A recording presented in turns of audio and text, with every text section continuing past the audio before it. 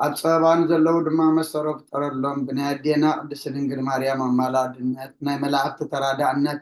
ብናይ ነቢያትን ሐዋርያትን ጻድቃንን ሰማዕታትን ጸሎት አይትፈለየና ከምቲ ሐዋርያት ዝመሃርካዮም ኣብ ሰማያት ትነብር አቦና እናበልና ንጽዋዕካ ኣለና። ስምካ ይቀደስ፣ መንግስትኻ ትምጻእ፣ ፍቃድካ ከምቲ ኣብ ሰማይ ከምኡ ድማ ምድሪ ይኩን። ንዕለት መግብና ለመሃበና ንሕና ንዝበደሉና በደሎም ከም ዝሓደግናሎም በደልና ንዕሳና እንደገልና ክፋድኽነና እምበር ኣብ ፈተና ይተእትወና። መንግስትን ሓይልን ክብርን ዘለዓለም ናትካ ኢማ ኣሜን። ኦዝትየ ማርያም ብናይ ቅዱስ ገብርኤል መልአክ ሰላምታ ሰላም ለክለኹ ኢናኸ ድንግል ኢኺ ስጋኹን ድንግል ኢኺ ኣደ እግዚአብሔር ፀባዖት ጎይታ ሰራዊት ሰላም ለክለኹ ንስኺ ከዓ ንስብርኽቲ ኢኺ ፍረ ከርሥኹም ብሩኽ እዩ። ኦ ምልዕተ ጸጋ እግዚአብሔር ምሳኺ እዩ። ኦ ፍስሕቲ ደስ በልኪ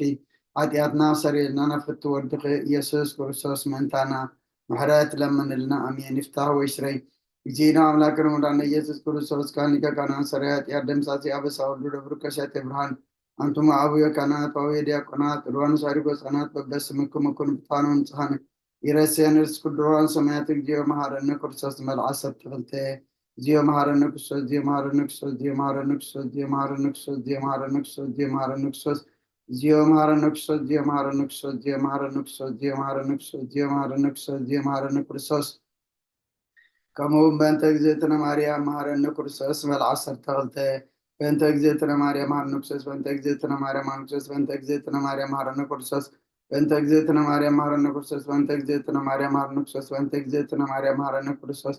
በእንተ እግዝእትነ ማርያም መሐረነ ክርስቶስ በእንተ እግዝእትነ ማርያም መሐረነ ክርስቶስ በእንተ እግዝእትነ ማርያም መሐረነ ክርስቶስ በእንተ እግዝእትነ ማርያም መሐረነ ክርስቶስ በእንተ እግዝእትነ ማርያም መሐረነ ክርስቶስ በእንተ እግዝእትነ ማርያም መሐረነ ክርስቶስ ጸጋ ጎይታና ኢየሱስ ክርስቶስን ፍቅሪ እግዚአብሔር አቦን ሕብረት መንፈስ ቅዱስን ኣብ ልዕሊ ኩልኩምን ኣብ ልዕሊ ኣብ ዘለናዮ ቦታን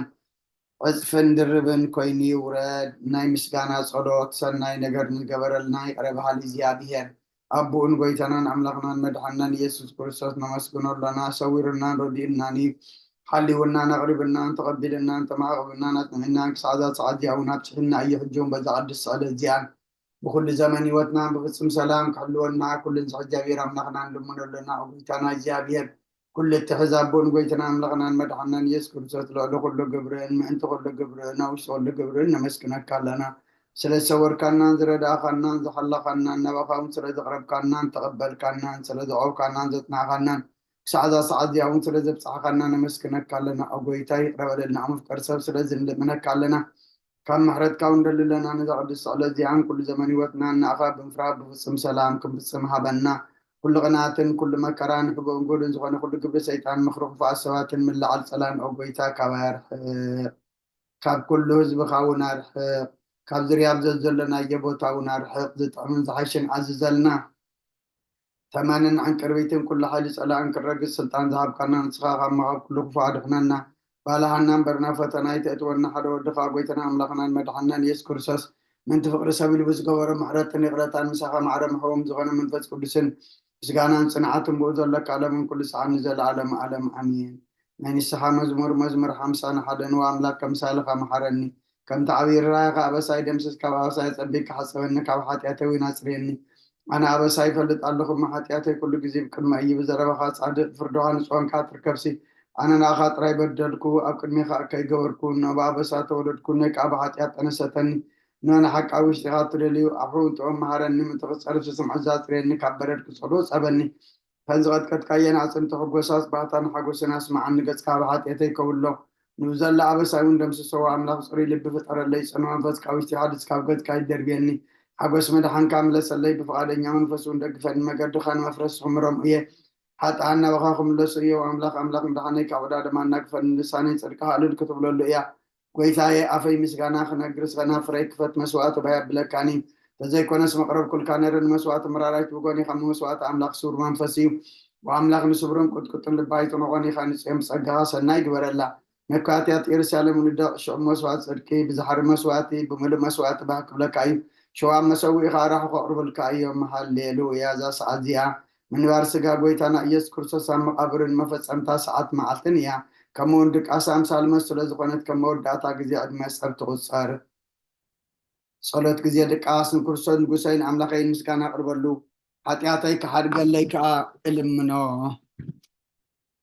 راي مزمر ده تعدل هر باشي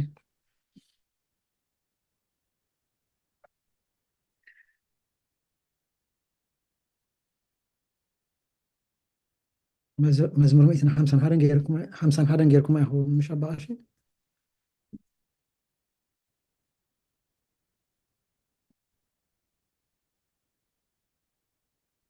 هر بروفيسور كفلا 230 مزمور 230 ماما إلسابيت مزمور 230 حدا يسمع له ده باشي بروفيسور Yes, مع الله اسمع له. اوكي تفضل هر مزمور 230 كلتنا باشي مزمور 233 أنا خوش ده مزمور 234 بروفيسور again 237 ماما إلسابيت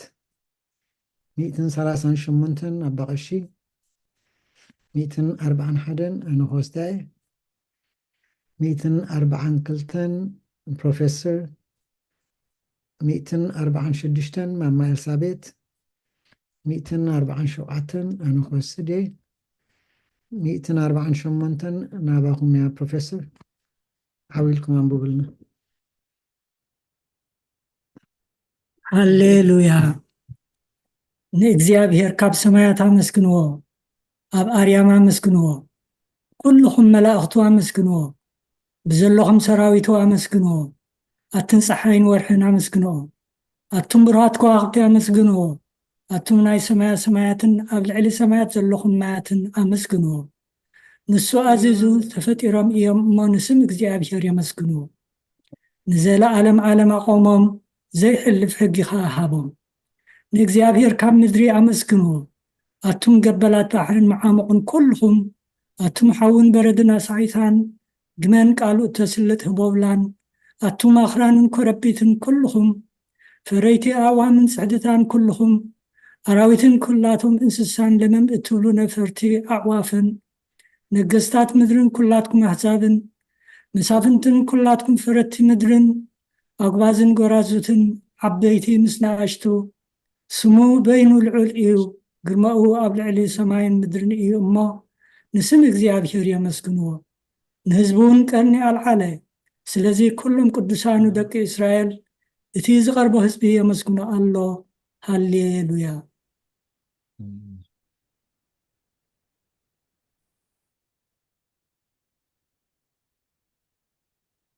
ቅዱስ እግዚአብሔር ቅዱስ ኃያል ቅዱስ ሕያው ዘይመውት የሉቃስ ምዕራፍ 2 ካብ ቁፅሪ 25 ክሳብ 32 እንሆ ድማ ብኢየሩሳሌም ስምዖን ዝበሃል ሰብኣይ ነበረ ሰብኣይ ጻድቕ ንኣምላኽ ዝፈርህ ምፅናዕ እስራኤልን ፅበ ነበረ መንፈስ ቅዱስ ድማ ነበሮ ነቲ መሲሕ እግዚኣብሔር ከይረኣዮ ሞት ከም ዘይርኢ ድማ ብመንፈስ ቅዱስ ተገሊጹሉ ነበረ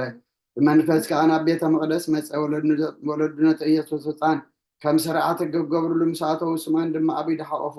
ንኣምላኹም ከምዚ እንዳበለ ባረኸቦ ጎይታይ ነቲ ናዛብ ምግላፅ ብርሃን ንህዝብካ ኣብ ላዕሊ እስራኤል እውን ክብረት ክኸውን ኣብ ቅድሚ ኩሉ ዘዳለኻዮ እንታይ ካብ ረኣያስ ሕጂ ከምቲ ዘረበኻ ንባርያኻ ብሰላም ተፋንዎ ኢኻ በለ ምስጋና ንእግዚኣብሔር ኣምላኽ ይኹን ኣሜን ኦ ክርስቶስ ኣምላኽና ብሴር ኣቦኻን መንፈስ ቅዱስን ለምን ኩሉ ሰዓት ንሰግደልካ ኣሎና ኣሜን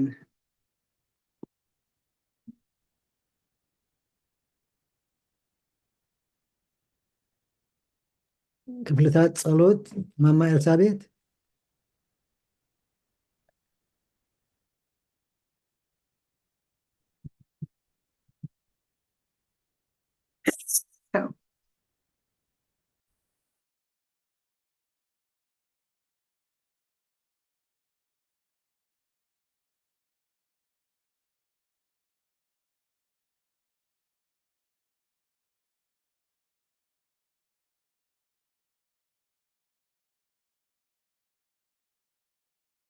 ሚዩት እንደለዋ እንተደኣ ማማ ሃልዮም ኮይነ ኤልሳቤጥ ሚት ይኽን እንዳለሁ ነዋ ኣይስማዕኒ ደሎ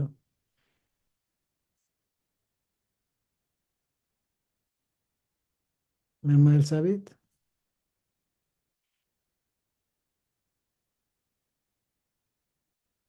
دحين بروفيسور بقى ما انت تمثل لك نبا ማማ እነሆ ኣብ ቅድሚ እቲ ቁኑዕ ፈራዲ ክቐውም ተዳልየ ኣለኹ። እቲ ኣብ ምግጋይ ዝሓለፈ ዕድመይ ንኹነኔን ፍርድን ብቑዕ ስለ ዝኾነ ብብዝሒ ኃጢአተይ እርዕድን እንቅጥቀጥን ኣለኹ። ግንከ ነፍሰየ ጌና ኣብ መሬት ነብሪ ካብ ኣለኹ ዝተነስሒ ምክንያቱ መሬት ኣብ መቓብር ኣውድሶን እዩ። ኣብ ሞት ከዓ ዝዝክሮ የልቦን ኣብ ገሃነሙን ደመስግኖ የልቦን እሞ ካብ ድቃስቲ ክተንስኪ ናብ መድሕንኪ ብንስሓ ኦ ኣምላኸይ መሓረንን ኣድሕነንን እናበልኪ ተማዕፀኒ። ስብሃት ለኣብ ወወልድ ወመንፈስ ቅዱስ።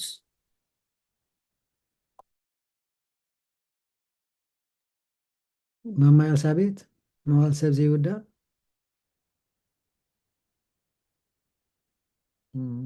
ኣይትሰርሕን እያ ደላ መስለኒ ድሓን ከምፆም ገብሪና ራእይ መዋዕል ሰብ ዘይውዳእ እዚ ዓለም እዚ ከዓ ንዘለኣለም ዝነብር እንተዝኸውንሲ ነፍሰየ ንጹር ዝኾነ ምክንያት መሃለወክ ነይሩ። ግንከ እቲ ጽዩፍ ዝኾነ ተግባራትክን እቲ ሕማቕ እከይን ኣብ ቅድሚ እቲ ሓቀኛ ምስ ቕላዕ ኣብ ዓራት ኃጢአት ተንሲእኪስ ተሰጢሕኪ መልሲ ኦ ተሰጢሕኪ ኣብቲ ሸለልተኛ ኸዳዕ ስጋኺ ከለኺ እንታይ እዩ እቲ ትብልዮ መልሲ? ኦ ክርስቶስ ኣምላኸይ በቲ ኣዝዩ ዘፍርሕ ፍርድኻ እስንብድ ነቲ ዘለኣለማዊ ፍርድኻ እንብርካኽ በቲ መለኮታዊ ነጸብራቕካ ብርሃንካ ኣንቀጥቅጥ ኣለኹ። ኣነ ሕሱም ድኑስ ኣብ ዓራተይ ደቂሰ ዘለኹ ኣብ ህይወተይ እውን ዘይጉዱስ ዝኾንኩ ናይቲ ተቐባሊ ቀረፅ ኣብነት ብምውሳድ ኣፍ ልበይ እናዋዕኩ ኦ ኣምላኽ ኣነ ገበልና እኞ እሞ ይቕረበለለይ እብል ኣለኹ። ይዘኒ ወዘልፈኒ ወለዓለም ዓለም ኣሜን። ማማ ኤልሳቤጥ እንተዳ ትሰምዓ ኣለኹም ኮንከን ኦ ንጽሕቲ ድንግል እትደይ ኮይና ናባኹም ኣባቐሺ ኣራይ ኦ ንጽሕቲ ድንግል ናብ ባርያኸ ትቕልጡፍ ጽራረ ረድኤት ክዘርግሒ ነቲ ኣብ ሕልናይ ከም ማዕበል ዝገማጠል ክፉእ ሓሳባት ካባይ የርሕቕዮ ነቲ ሓመምቲ ነፍሰይ ብኸንትነት ኣዝየ ሃለዋታት ጠፊእዋ ኣሎሞ ናብ ጸሎትን ምንቅቓሕን ኣበግስያ። ምክንያቱ ንስኺ ከኣሊትን ምሕረት ትልምንን ዓላይት ኣደን ኢኺ ኣደ ምንጪ ህይወት ንጉሰይን ኣምላኸይን ጎይታ ኢየሱስ ክርስቶስ ተስፋይ ኢኺ። ፕሮፌሰር ክፍላይ ኦ ጎይታ በዛለይቲ እዚኣ ንዓሞ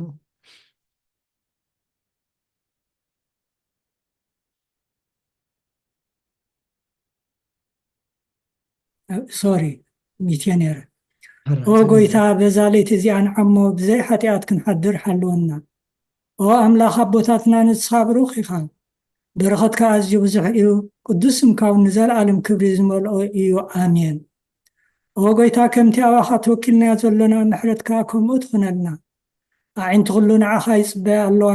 ንስኻ ከዓ ኣብ እዋኑ ምግቢ ትህቦም። ኦ ኣምላኽናን መድሓኒናን ኦ ተስፋ ኩላ ወሰናት ምድሪ ስምዓና። ኦ ጎይታ ንስኻ ኢኻ ካብዚ ዓሌት እዚ ንዘለኣለም ተድሕነናን ተዕቁበናን ኣሜን። ኦ ጎይታ ብሩኽ ኢኻ እሞ ፍርድኻ መሃረኒ። ኦ ጎይታ ብሩኽ ኢኻ እሞ ሓቅነትካ ኣረዳእኒ። ኦ ጎይታ ብሩኽ ኢኻ እሞ ክብርኻ ኣብርሃለይ። ኦ ጎይታ ምሕረትካ ንዘለኣለም ይነብር። ኦ ጎይታ ንዓይን ተግባሪትካ ካብ ወለዶ ናብ ወለዶ መዕቆብየይ ስለ ዝኾንካ ኣይትንጸገኒ። ኦ ጎይታይ ንዓኻ በዲለ እየ እሞ መሓረንን ነፍሰይ ኣድሕናን እናበልኩ እጽልይ ኣለኹ። ኦ ጎይታይ ኣባኻ ተወኪል ኣለኹ እሞ ኣድሕነኒ። ፍቓድካ ክገብር ከዓ መሃረኒ።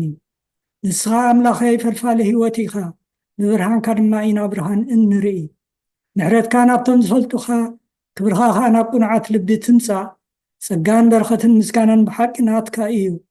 ኦ ቅድሚ ዓለም ዝነበርካን ንዘለኣለም ትነብር ዘለኻን ኣቦን ወድን መንፈስ ቅዱስን ንዓኻ ምስጋናን ውዳሴን ግርማን ይግባእ ሎምን ኩሉ ሰዓን ንዘለኣለም ኣሜን። ኦ ልዑል ጎይታ ብኣኻ ምእማንን ንስምካ ምዝማርን ሰናይ እዩ እሞ ምሕረትካ ኣብ ዘጽባሕ ሓቅነትካ ድማ ለይቲ ለይቲ እዘንቱ። ውዳሴ ስሉስ ቅዱስ ቅዱስ እግዚአብሔር ቅዱስ ኃያል ቅዱስ ሕያው ዘይመውት ካብ ቅዱስ ድንግል ማርያም ዝተወልደ መሓረና። ቅዱስ እግዚአብሔር ቅዱስ ኃያል ቅዱስ ሕያው ዘይመውት ኣብ ዮርዳኖስ ዝተጠምቀ ኣብ ልዕሊ ዕፀ መስቀል ምእንተና ዝተሰቕለ መሓረና። ቅዱስ እግዚአብሔር ቅዱስ ኃያል ቅዱስ ሕያው ዘይመውት ኣብ ሳልሳይ መዓልቲ ካብ ሙታት ዝተንስአ ብምስጋና ናብ ሰማይ ዝዓረገ ኣብ የማን ኣቦኡ ዝተቐመጠ ኣብ ሕያዋንን ምውታንን ክፈርድ ከም ብሓድሽ መፅዮ ጎይታ መሓረና ምስጋና ንኣብን ንወልድን ንመንፈስ ቅዱስን ሎምን ኩሉ ሰዓን ዘለዓለም ዓለም ይኹን ኣሜን ኦ ስሉስ ቅዱስ መሐረና ኦ ስሉስ ቅዱስ መሐረና ኦ ስሉስ ቅዱስ መሐረና ኦ ጎይታ ኃጢአትና ሓደገልና ኦ ጎይታ በደልና ይጸብጽበልና ኦ ጎይታ ኣበሳና ይቅረበልና ኦ ጎይታ ንሕሙማት ዝኻብ ፀሓዮሞም እንቲ ትቅዱስም ካድካ ፈውሶም ኦ ጎይታ ነቶም ዝመቱ ኣቦታትና ነዴታትና ንኣሕዋትና ንሓትናን ከዓ ነብሶም ማዕርፍ ኦ ካብ ሓጢአት ንጹህ ዝኾንካ ጎይታ መሐረና ኦ ካብ ሓጢአት ዝኾንካ ጎይታ ርአና ልማናና ከዓ ተቀበለልና ክብርን ምስጋናን ብፍጹም ማዕርግን ቅድስና ንዓኻ ይግባእ እሜን ኦ ጎይታ መሐረና ጎይታ መሐረና ጎይታ ባርከና ኦ ጎይታ ብቕዓት ግበረና ምስጋና ከምዚልና ክንጽልብ ሰማያት ትነብር ኣቦና ስምካ ይቅደስ መንግስትኻ ትምጻእ ፍቃድካ ኣብ ሰማይ ከምኡ ድማ ምድሪ ይኹን ናይ ዕለት መግብና ሎሚ ሃበና ንሕናን ዝበደሉና በደሎም ከም ዝሓደግናሎም በደልና ንኣምሳና እንደገልና ካብ ክፉ ኣድሕነና እምበር ኣብ ፈተና ኣይተእትወና መንግስትን ሓይልን ክብርን ዘለዓለም ናትካ ኢማ ኣሜን ኦ ዝቴ ማርያም ብናይ ቅዱስ ገብርኤል መልኣክ ሰላምታ ሰላም ለክልኹ ብሕድናኸ ድንግል ኢኺ ስጋኸ እውን ድንግል ኢኻ ደ እግዚኣብሔር ፀባኦት ጎይታ ሰራዊት ሰላም ለክልኹ ንስኻ ከዓ ንስ ብርኽቲ ኢኺ ፍረ ከርስኹም ብርኽ እዩ ኦ ምልዕተ ጸጋ እግዚኣብሔር ምሳኸ እዩ ኦ ፍስቲ ደስ በልኪ ሓጢአትና ክሰርየልና ናብ ፍቲ ወድኸ ኢየሱስ ክርስቶስ ምእንታና ምሕረት ለምነልና ኣሜን ምስጋና ንቅድስቲ ድንግል ማርያም ፕሮፌሰር ኦ ቅድስት ምልእተ ጸጋ ኩል ግዜ ድንግል ዝኾንኪ ወላዲተ ኣምላኽ ኣደ ክርስቶስ ሰላም ንብለኪ ምእንቲ ሓጢአትና ክሓትገልና ናብ ፍቅር ወድኺ ጸሎትና ኣዕርግልና ንሓቀኛ ብርሃን ኢየሱስ ክርስቶስ ኣምላኽና ዝወለድክልና ቅድስቲ ድንግል ሰላም ንብለኪ ንሓጢአት ነፍስና ሓዲጉ ክምሕረና ናብ ጎይታ ለምንልና ኦ ቅድስት ድንግል ማርያም ወላዲተ ኣምላክ ንዘርኢ ሰብ እምንቲ ኣማላዲት ናብ ወድኺ ኢየሱስ ክርስቶስ ብሕድገት ሓጢአት ከጸግወና ለምንልና ኦ ናይ ሓቂ ንግስቲ ድንግል ሰላም ንብለኪ ኦ ንኣማኑኤል ኣምላኽና ዝወለድክልና ኩርዓት ዘርእና ሰላምታ ነቕርበልኪ ኦ ድንግል ብጎይታና ኢየሱስ ክርስቶስ ዝተኣመነት ኣማላዲት ሓጢአትና ምእንቲ ክሓድገልና ተዘከርና መቶ ጸሎት ሃይማኖት ኦ ኣዲ ሓቀኛ ብርሃን ነኽብረኪ ኦ ቅድስቲ ድንግል ወላዲተ ኣምላክ መድሓን ዓለም ስለ ዝወለድክና መጺኻ ንነፍስና ስለ ዘድሕነና ነመስግነኪ ኦ ጎይታናን ንጉስናን መድሓኒናን ኢየሱስ ክርስቶስ ክብሪ ንዓኻ ይኹን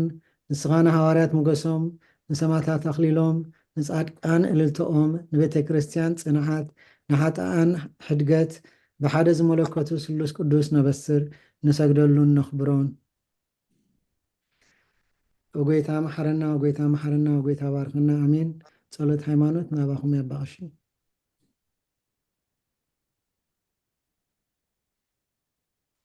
ያባቕሺ ኣለኹም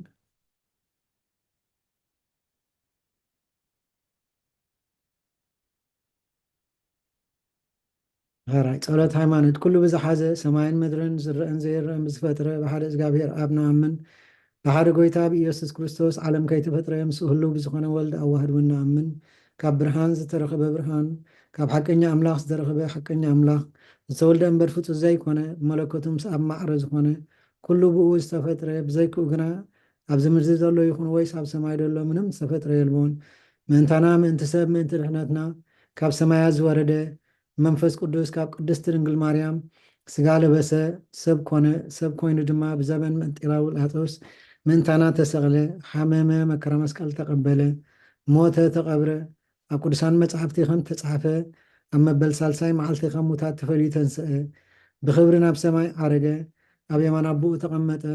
ከም ብሓድሽ ንሕያዋንን ንሙታንን ክፈርድ ብክብሪ ክመጽእ እዩ ንመንግስቱ እውን መወዳእታ የብሉን ጎይታናን መሕወይናን ብዝኾነ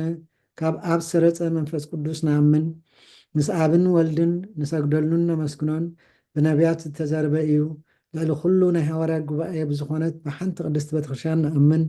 ንሕድገት ሓጢአት ብሓንቲ ጥምቀት እውን ንኣምን ትንሣኤ ሙታንን ንዘለዓለም ዓለም ዝመጽእ ህይወትን ተስፋ ንገብር ኣሜን ኦ ጎይታ ጸሎትና ሰሚዕኻ ሓጢአትና ሓደገልና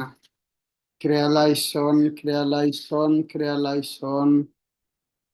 ክሪያላይሶን ክሪያላይሶን ክሪያላይሶን ክሪያላይሶን ክሪያላይሶን ክሪያላይሶን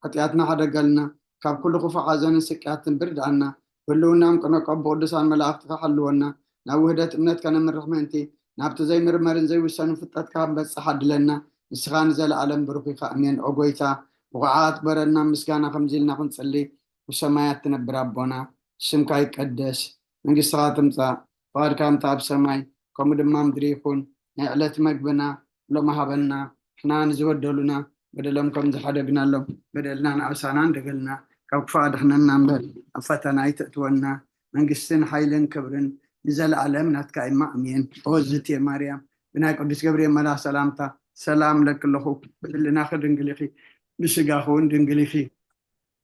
عدي جابير طبعت قويت أسرع والسلام لك الله بسغيك وعن السبرغتي غي فركر سوم برخي وملتا تصقان جابير مساقي ايو وفتوتي دسي بالكي حاتياتنا سري لنا نفتو ودخي يسوس كريستوس من تانا محرات لمن لنا امين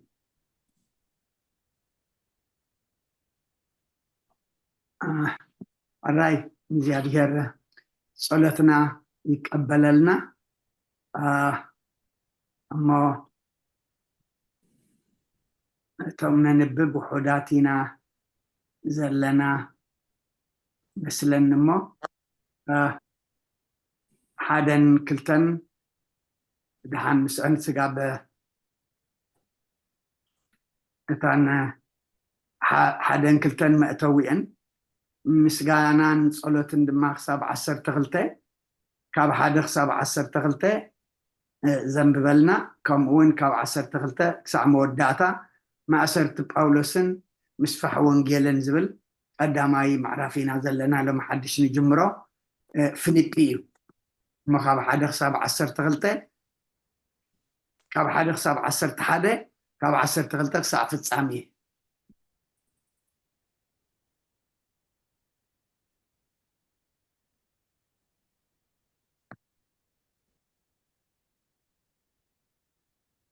أنا بروفيسور كاب حادخ ساب عسر تغلتي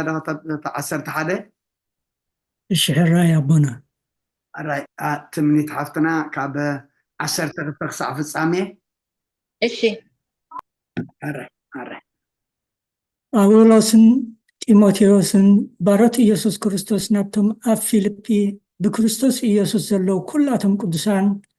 ምስ ኤጲስቆጶሳትን ዲያቆናትን ካብ እግዚኣብሔር ኣቦናን ካብ ጎይታና ኢየሱስ ክርስቶስን ጸጋን ሰላምን ምሳኻትኩም ይኹን። ብዝዘከርኩኹም ዘበለ ግዜ ኣብ ኩሉ ጸሎተይ ምእንቲ ኩላትኩም ብሓጎስ ጸሎት እናገበርኩ ኩሉ ሳዕ ንኣምላኸይ ኣመስግን ኣለኹ። ስለቲ ሕብረትኩም ንምስፋሕ ወንጌል ካብታ ቀዳመይቲ መዓልቲ ክሳብ ሕጂ እቲ ኣባኻትኩም ሰናይ ግብሪ ዝጀመረ ከዓ ንሱ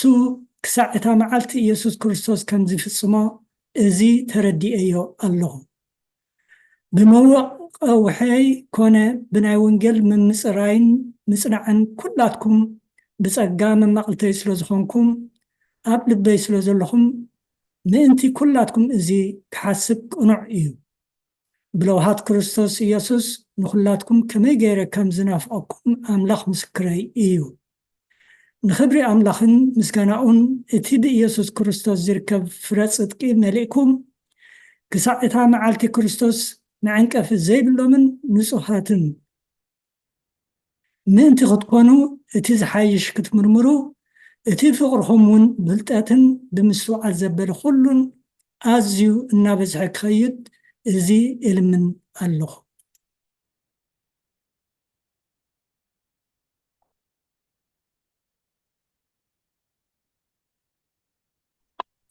كمين سيهم فيليبي معرف حدا كاب قطر عسر تخطى خسافس آمين قناخ حواتي اتز بزحاني مكارا نمسفح ونجيل عزيو خامس الآمة كتفولتو إلى لله اتي معسرتي بخرستوس مقامو أبزر لو سفرو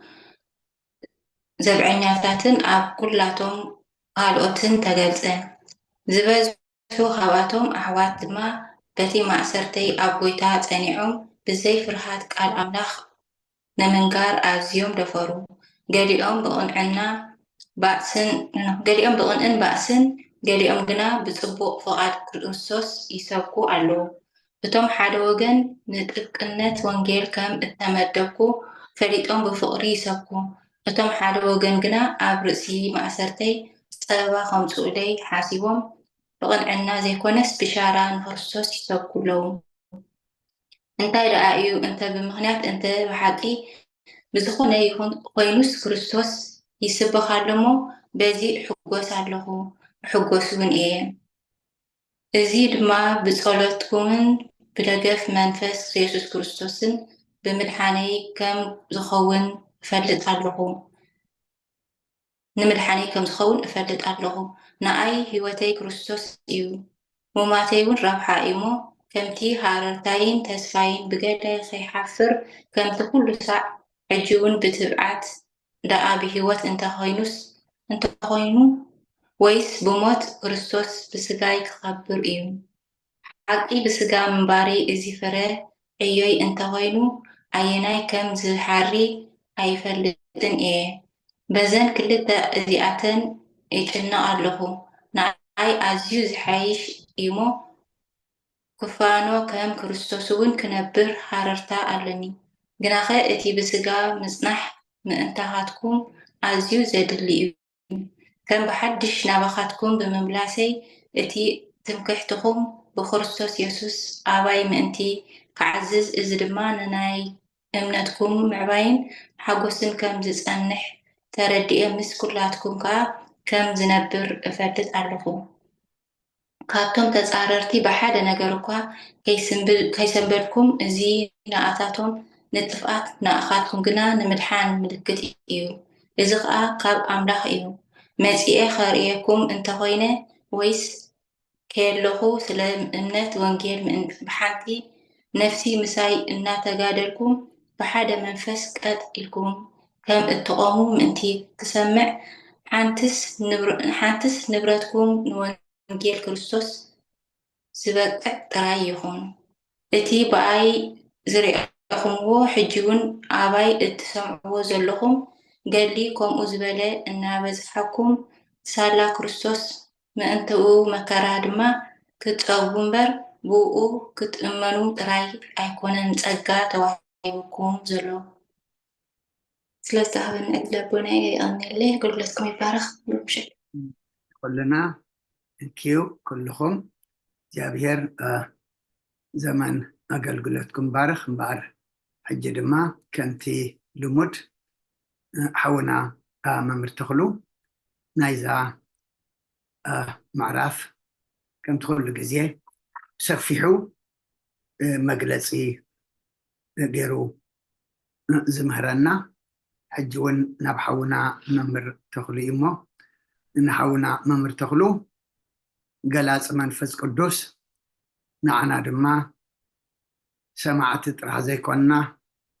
ኣስተውዓልቲ ሰሚዕና ገበርቲ ገርና ፀደቕቲ ክንከውን እግዚአብሔር ንኩሉ ሓነ ይሓግዘና መምህር ናባኻ እዩ እግዚአብሔር ምሳኻ ይኹን ራይ ባእሺ ኣነለይ በስመ አብ ወወልድ ወመንፈስ ቅዱስ አሐዱ አምላክ አሜን ኣቦታተይ ካህናት ካብ ሓጢአተይ ፍትሑኒ ተታሰብቲ ናይዚ ጉባኤ ኸ ፀሎትኩም ዘክሩኒ ከምቲ ኣቦና ባእሺ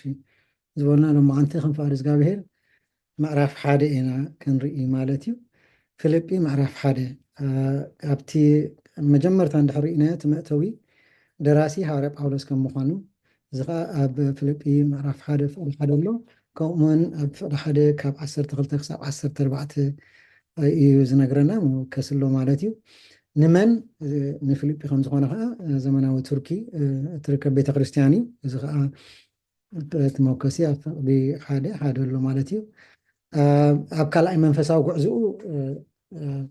ኣብ ራእይ ተመርኪሱ እዩ ፅሒፎ ነዚ ንምንታይ እዩ ፅሒፎ ወይ ከዓኒ ንምንታይ ከምዚ ገይሩ ተራእይልናሲ ብራእይ ስለተረኣዮ ናብኣቶም ክፅሓፍ ከም ዘለዎ ስለተረኣዮ ከዓ ክልተ ምክንያት ከዓ ነይሩ ናይ ፊልጵ ከም ዝኸደ ኣብ ግብረ ሐዋርያት ምዕራፍ 16 ካብ 6 ክሳብ 12 እውን ኣሎ እታ ቤተክርስትያን ሊድያ እትበሃል ኣማኒት ማለት እዩ ምስ ስድራኣን እምነታ ብምቕያራ እያ ተመስኪራ እዚ እዩ ከዓ ዋላ እኳ ሃዋርያ ጳውሎስ እንተመስክረቶ ግን ናይ ሊድያ ምቕያራ እምነታ ምውሳድ ብዙሕ ሓገዝ ገይሩሉ እዩ ማለት እዩ እቲ ሓላዊ እስራት ከዓ ምስኣ ከም ዝኣመነ ኣብኡ ናይ ኣሕዛብ ቤተክርስትያን ኢኻ ነይራ እዛ ቤተክርስትያን እዚኣ ኸ ናይ ኣይሁዳውያን ኣይኮነትን ናይ ኣሕዛብያ ነይራ እዩ ዝብለና ኣብቲ መግለፂ ማለት እዩ እታ ኣብ ፊልጵ ዝነበረት ቤተክርስትያን ብዙሕ ደገፍ እያ ትገብር ነይራ ንሃዋርያ ጳውሎስ ብዙሕ ኣጊራትሉ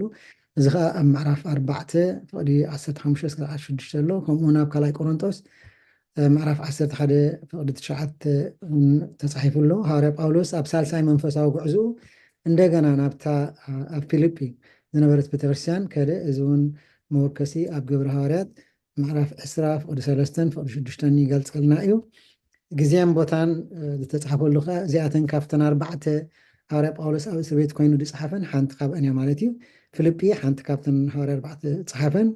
እዚኣተን እተን ካልኦት ከዓ ኤፌሶን እተን ቅድሚ ሕጂ ዝረኣናዮ ቆሎሴን ፊልሞናን ከዓኒ እተን 3 ማለት እዩ እዚኣ 4ይቲ እዘን ፅሑፋት እዚአን ኣብቲ ሃዋርያ ጳውሎስ ኣብ ሮሜ ተኣሲሩ ዝነበረሉ እዋን ዝተፃሓፋ እየን እዩ ተፃሒፉ ግብሪ ሃዋርያት ምዕራፍ 28 መወከስ ኣለና ማለት እዩ ካብ ፍቕዲ 16 ከምኡውን 30-31 ዝተፃሓፈሉ ከባቢ ኩሉ ግዜ እዚአን መንሽን ንገብረን ኢና ን4 ማለት እዩ ኣብ ከባቢ 61 ክሳብ 63 ዘሎ ድሕሪ ልደተ ክርስቶስ እዩ ተፃሒፉ ዕላማ ናይዛ መፅሓፍ እዚኣ ወይ ከዓ ናይዛ መልእኽቲ እዚኣ ሃዋርያ ጳውሎስ ስለቲ ዘበርከትዎ ውህበትን ክልተ ነገራት እዩ ነይሩ ንዕኡ ከመስገን ኢሉ ይፅሕፈሎም ብዛዕባ እታ ቤተክርስትያን ከዓ ኣብ ማእሰርቲ ከሎ ናቱ እንታይ ኣብ ምንታይ ኩነታት ከም ዘሎ ከዓ ክነግሮም ስለ ዝደሊ ዝነበረ እየን ሕጂ ተን ክልተ ምክንያታት እዚአን ማለት እዩ ብዛዕባ ኣብ ቤት ማእሰርቲ ዝነበሮ ዘጋጠሙ ኩነታት ካልኣይ ግዜ ከዓ እቲ ተቐዳሚት ከዓ ንዓቶም ከመስግኑ ምክንያቱ ፅቡቅ ነገር ስለ ዝገበርሉ በዚኣቶም ብጣዕሚ ሕጉስ እዩ ነይሩ ብፊልጵ ከምቲ ናይ ካልኦት ቤተክርስትያናት ኣይኮኑን ዘጓሂዎ ንዓቶም ክፅሕፈሎም ከሎ ደስ እንዳበሉ እዩ ዝፅሕፈሎም ማለት እዩ ከምኡውን ድሕሪ ሓፂር እዋን ጢሞቴዎስ ከም ዝልእኮ ክነግሮም ደለየ እዚ ከዓ ኣብቲ ደብዳቤ ፅሒፍሎም ማለት እዩ ንኤጳፍሮስ ከዓኒ ስለምንታይ ናብኣቶም ከም ዝመልሶ ድማ ገለፀሎም እዚ እውን ኣብቲ መልእኽቲ ሰዲድሎም ኣሎ ኣብ ካልኣይ ምዕራፍ ፍቕዲ 25-30 ደሎ ማለት እዩ ነቲ ኣብ መንጎ ክልተ ኣንስቲ እተተሓሓዘ ፀገም እውን ፈትሖ ኣብኡ ግርጭት ከም ዝነበረ እዩ ዝገልፀልና ንዕኡ እውን ከም ዝፈትሖ እቲ ቲም ናይዚኣ ወይ ከዓኒ እቲ ኩሉ ሶርስ ናይ ፍረ ነገራ ናይዛ መፅሓፍ እዚኣ ብጎይታ ተሓጎሲ እዩ ዝብል እቲ ጆይ ዝብልሲ ኣብ ኩለን ተን ምዕራፍ ጆይ ወይ ከዓ ሪጆይስ ገለ ዝብል ኣብ ኩለን ኣሎ ኣብ ኩለን ተን ምዕራፍ ኣሎ 4 እየን ደለዋ ኣብ ኩለን ተን ምዕራፍ ግን ብዛዕባ ጆይ ክንርኢ ከለና ከዓኒ እንተ ደኣ በቲ ናይ እንግሊሽ ኣክሮኒም ሪእናዮሲ ጆይ ጂሰስ ኣዘርስ ኤንድ ዘን ዩ ኩሉ ግዜ ሲ ኣብ ሓጎስ ክነብሩ ወይ ከዓ ክሕጎሱ ኢሉ እቲ ዕላማ ናቱ ማለት እዩ ኣብ ምዕራፍ 1 ድሕሪ ሰላምትኡ ሃዋርያ ጳውሎስ ሰላምታ ድሕሪ ምሃቡ ምንጪ ሓጎስ ዝኾነሉ ምክንያት ገለፀሎም ከምኡውን ነቲ ኣማኒ ብዛዕባ ዕላማ መስጎግትን ሞትን ዕላማ ሂወትን ዘለዎ ኣቕዋም እውን ገለፀሎም እዚ ከዓ እምነት እንተዳ ኣለካሲ ኣብ ዝኾነ ይኹን እዋን እንተዳ እምነትካ ናይ ብሓቂ ኮይናሲ ብዛዕባ መስጎግቲ ይኹን ወይ ሞት ይኹን ወይ ሂወት ይኹን ኩሉ ሓደ ምዃኑ እንተለኹ ንክርስቶስ እንተሞትኩ ከዓ ንክርስቶስ ኢሉ እዩ ዝሰብክ ማለት እዩ ዋላውን ፅንሒልና ክሪኦ ኢና ምርጫ ከም ዘለዎ ካብቲ ክልተ ምርጫ ሲ ምሳኹም ክፀንሕ ዶ ዋላስ ናብ ክርስቶስ ክኸይድ ኣየናይ መሓሸኒ ንዓይ ምስ ክርስቶስ ክኸውን መሓሸኒ ግን ንስኻትኩም ስለ ተድልዩ ኣነ ስለ ዘድልየኩም ንዓኻትኩም ክሕግዘኩም ስለ ዘድሊ እቲ መንፈስ ቅዱስ ብከምኡ ስለተገለፀሉ ክፀንሕ መሪፁ ማለት እዩ ጢሞቴዎስ ምስ ሃዋርያ ጳውሎስ ኣብ ሮሜ ነበረ ወዱ እንኳ እንተነበረ ከም ሓው ገይሩ እዩ ዝሪኦ እዚ ከዓ ብጣዕሚ ኣገዳሲ እዩ ምክንያቱ መሳርሕቲ እዩ ናቱ ወዱ ወይ ከዓ ናቱ ተምሃራ እዩ ጢሞቴዎስ ግን ልክዕ ከም ማዕሪኡ መሳርሕቲ ገይሩ እዩ ነዚ ደብዳቤ ክፅሕፍ ከሎሲ ኣነን ጢሞቴዎስን ሓወይን ኢሉ ዝሰደሎም እምበር ከምዚ ተምሃራይ ናተይ ኢሉ ኣይሪኦን እዩ ማለት እዩ ብዙሓት ኣቦታትና ሕጂ ከምኡ እዮም ዝገብሩ ንዓና ዋላ ኢንትሮዲስ ክገብረና ከሎ ከምኣቶም ንበቃዕ ደይኮልናስ ግን ከምኦም ገይሮም ይርኢና ማለት እዩ ባርያ ክርስቶስ ብናይ ገዛእ ርእሶም ባሮት ዝኾኑ መረፁ ሕጂ ክልተ ኣሎ ብዚ መግለፂ ቦንድ ሰርቨንት በቲ እንግሊሽ ዝብሎ ሰርቨንት there's a big difference ቦንድ ሰርቨንት ምዃንን ወይ ከዓ ሰርቨንት ምዃንን ሲ ምናልባት ኣብ ትግርኛ ቆልተይ ክትከብድ ትኽእል ትኸውን ግን ሓደ ጌልያ እዩ እቲ ሓደ ከዓ እሱር ጌልያ እዩ ክንብሎ ንኽእል ኢና እቲ እሱር ጊላ ግን ብምርጩ እዩ እሱር ጊላ ዝኸውን ከምዚ ሓዋርያ ጳውሎስ ኣነ ባርያ ክርስቶስ ዝብሎ ዘሎ ወይ ከዓ ቦንድ ሰርቨንት ብድልየቱ ንዘለዓለም ሕጂ ኣብቲ ጁብሊ በዚ ናይ ኣይሁድ እምነት ማለት እዩ ጁብሊ እቶም ባርዮት ዝነበሩ ድሕሪ 7 ዓመት እንተደኣ ነፃ ክወፁ ኮይኖም እቲ ባርያ ግን ወይ ከዓ እቲ ኣገልጋሊ እቲ ጊልያ እንተደኣ ከይደይዘለየ ቦንድ ሰርቨንት ንኸውን ማለት እዩ ሽዑ እቲ ዋና ወይ ከዓ እቲ ጎይትኡ ነቲ ባርያ እዝኑ ይሰቑሮ ሕጂ ንሓዋሩ ባርያ ናቱ ምዃኑ የፍልጥ ማለት እዩ እዚ ከዓ እንታይ ድብል ዘሎ ሓዋርያ ጳውሎስ ኣነ ባርያ ክርስቶስ ናይ ኩሉ ግዜ ባርያ ክርስቶስ ኢሉ እዩ ዝገልፀሉ ሕጂ ኣብቲ ባርያን ወይ ከዓኒ እሱር ባርያን ፍልሊ ክንሪኦ ኢለ እየ ሕጂ ቦንድ ሰርቨንት ብሎ ብእንግሊሽ ወይ ከዓ ሰርቨንት ኣዘ ሰርቨንት ማለት እዩ ሓዋርያ ጳውሎስ ንኣቅሽሽቲ ወይ ከዓ ንካህናት ዝፀሓፎ እንኮ ደብዳቤ እዚኣ ሲ ካብተን ኩለን ደብዳቤናታቱ ነዚኣ ንጳጳሳትን ንካህናትን ንዲያቆናትን እንኮላይ ተመልክት ደብዳቤ ዝፀሓፈ እያ ማለት ፀጋን ሰላምን ልዕሊ ኩሉ ዘድሊ ህያብ ምዃኑ ከዓ ይገልፀሎም ንኣቦታትና ንካህናትና ምንጭ ሓጎሶም ዲና እዚ ክብል ከሎ እንታይ እዩ በቲ ዝገበርዎሲ ፍረ ኣባናስ ይህዩ ዘለዎ ምክንያቱ ካህናትና ኩሉ ግዜ ፀሎት ይገብሩልና ይምዕዱና ንዕኦም ሰሚዕናሲ ኣሰሮም ንስዕብ ደለና ወይ ሳይንስዕብና ኣለና እዚ ከዓ ንዓቶም ወይ ጉድኣት ይኸምፃሎም እንተደኣ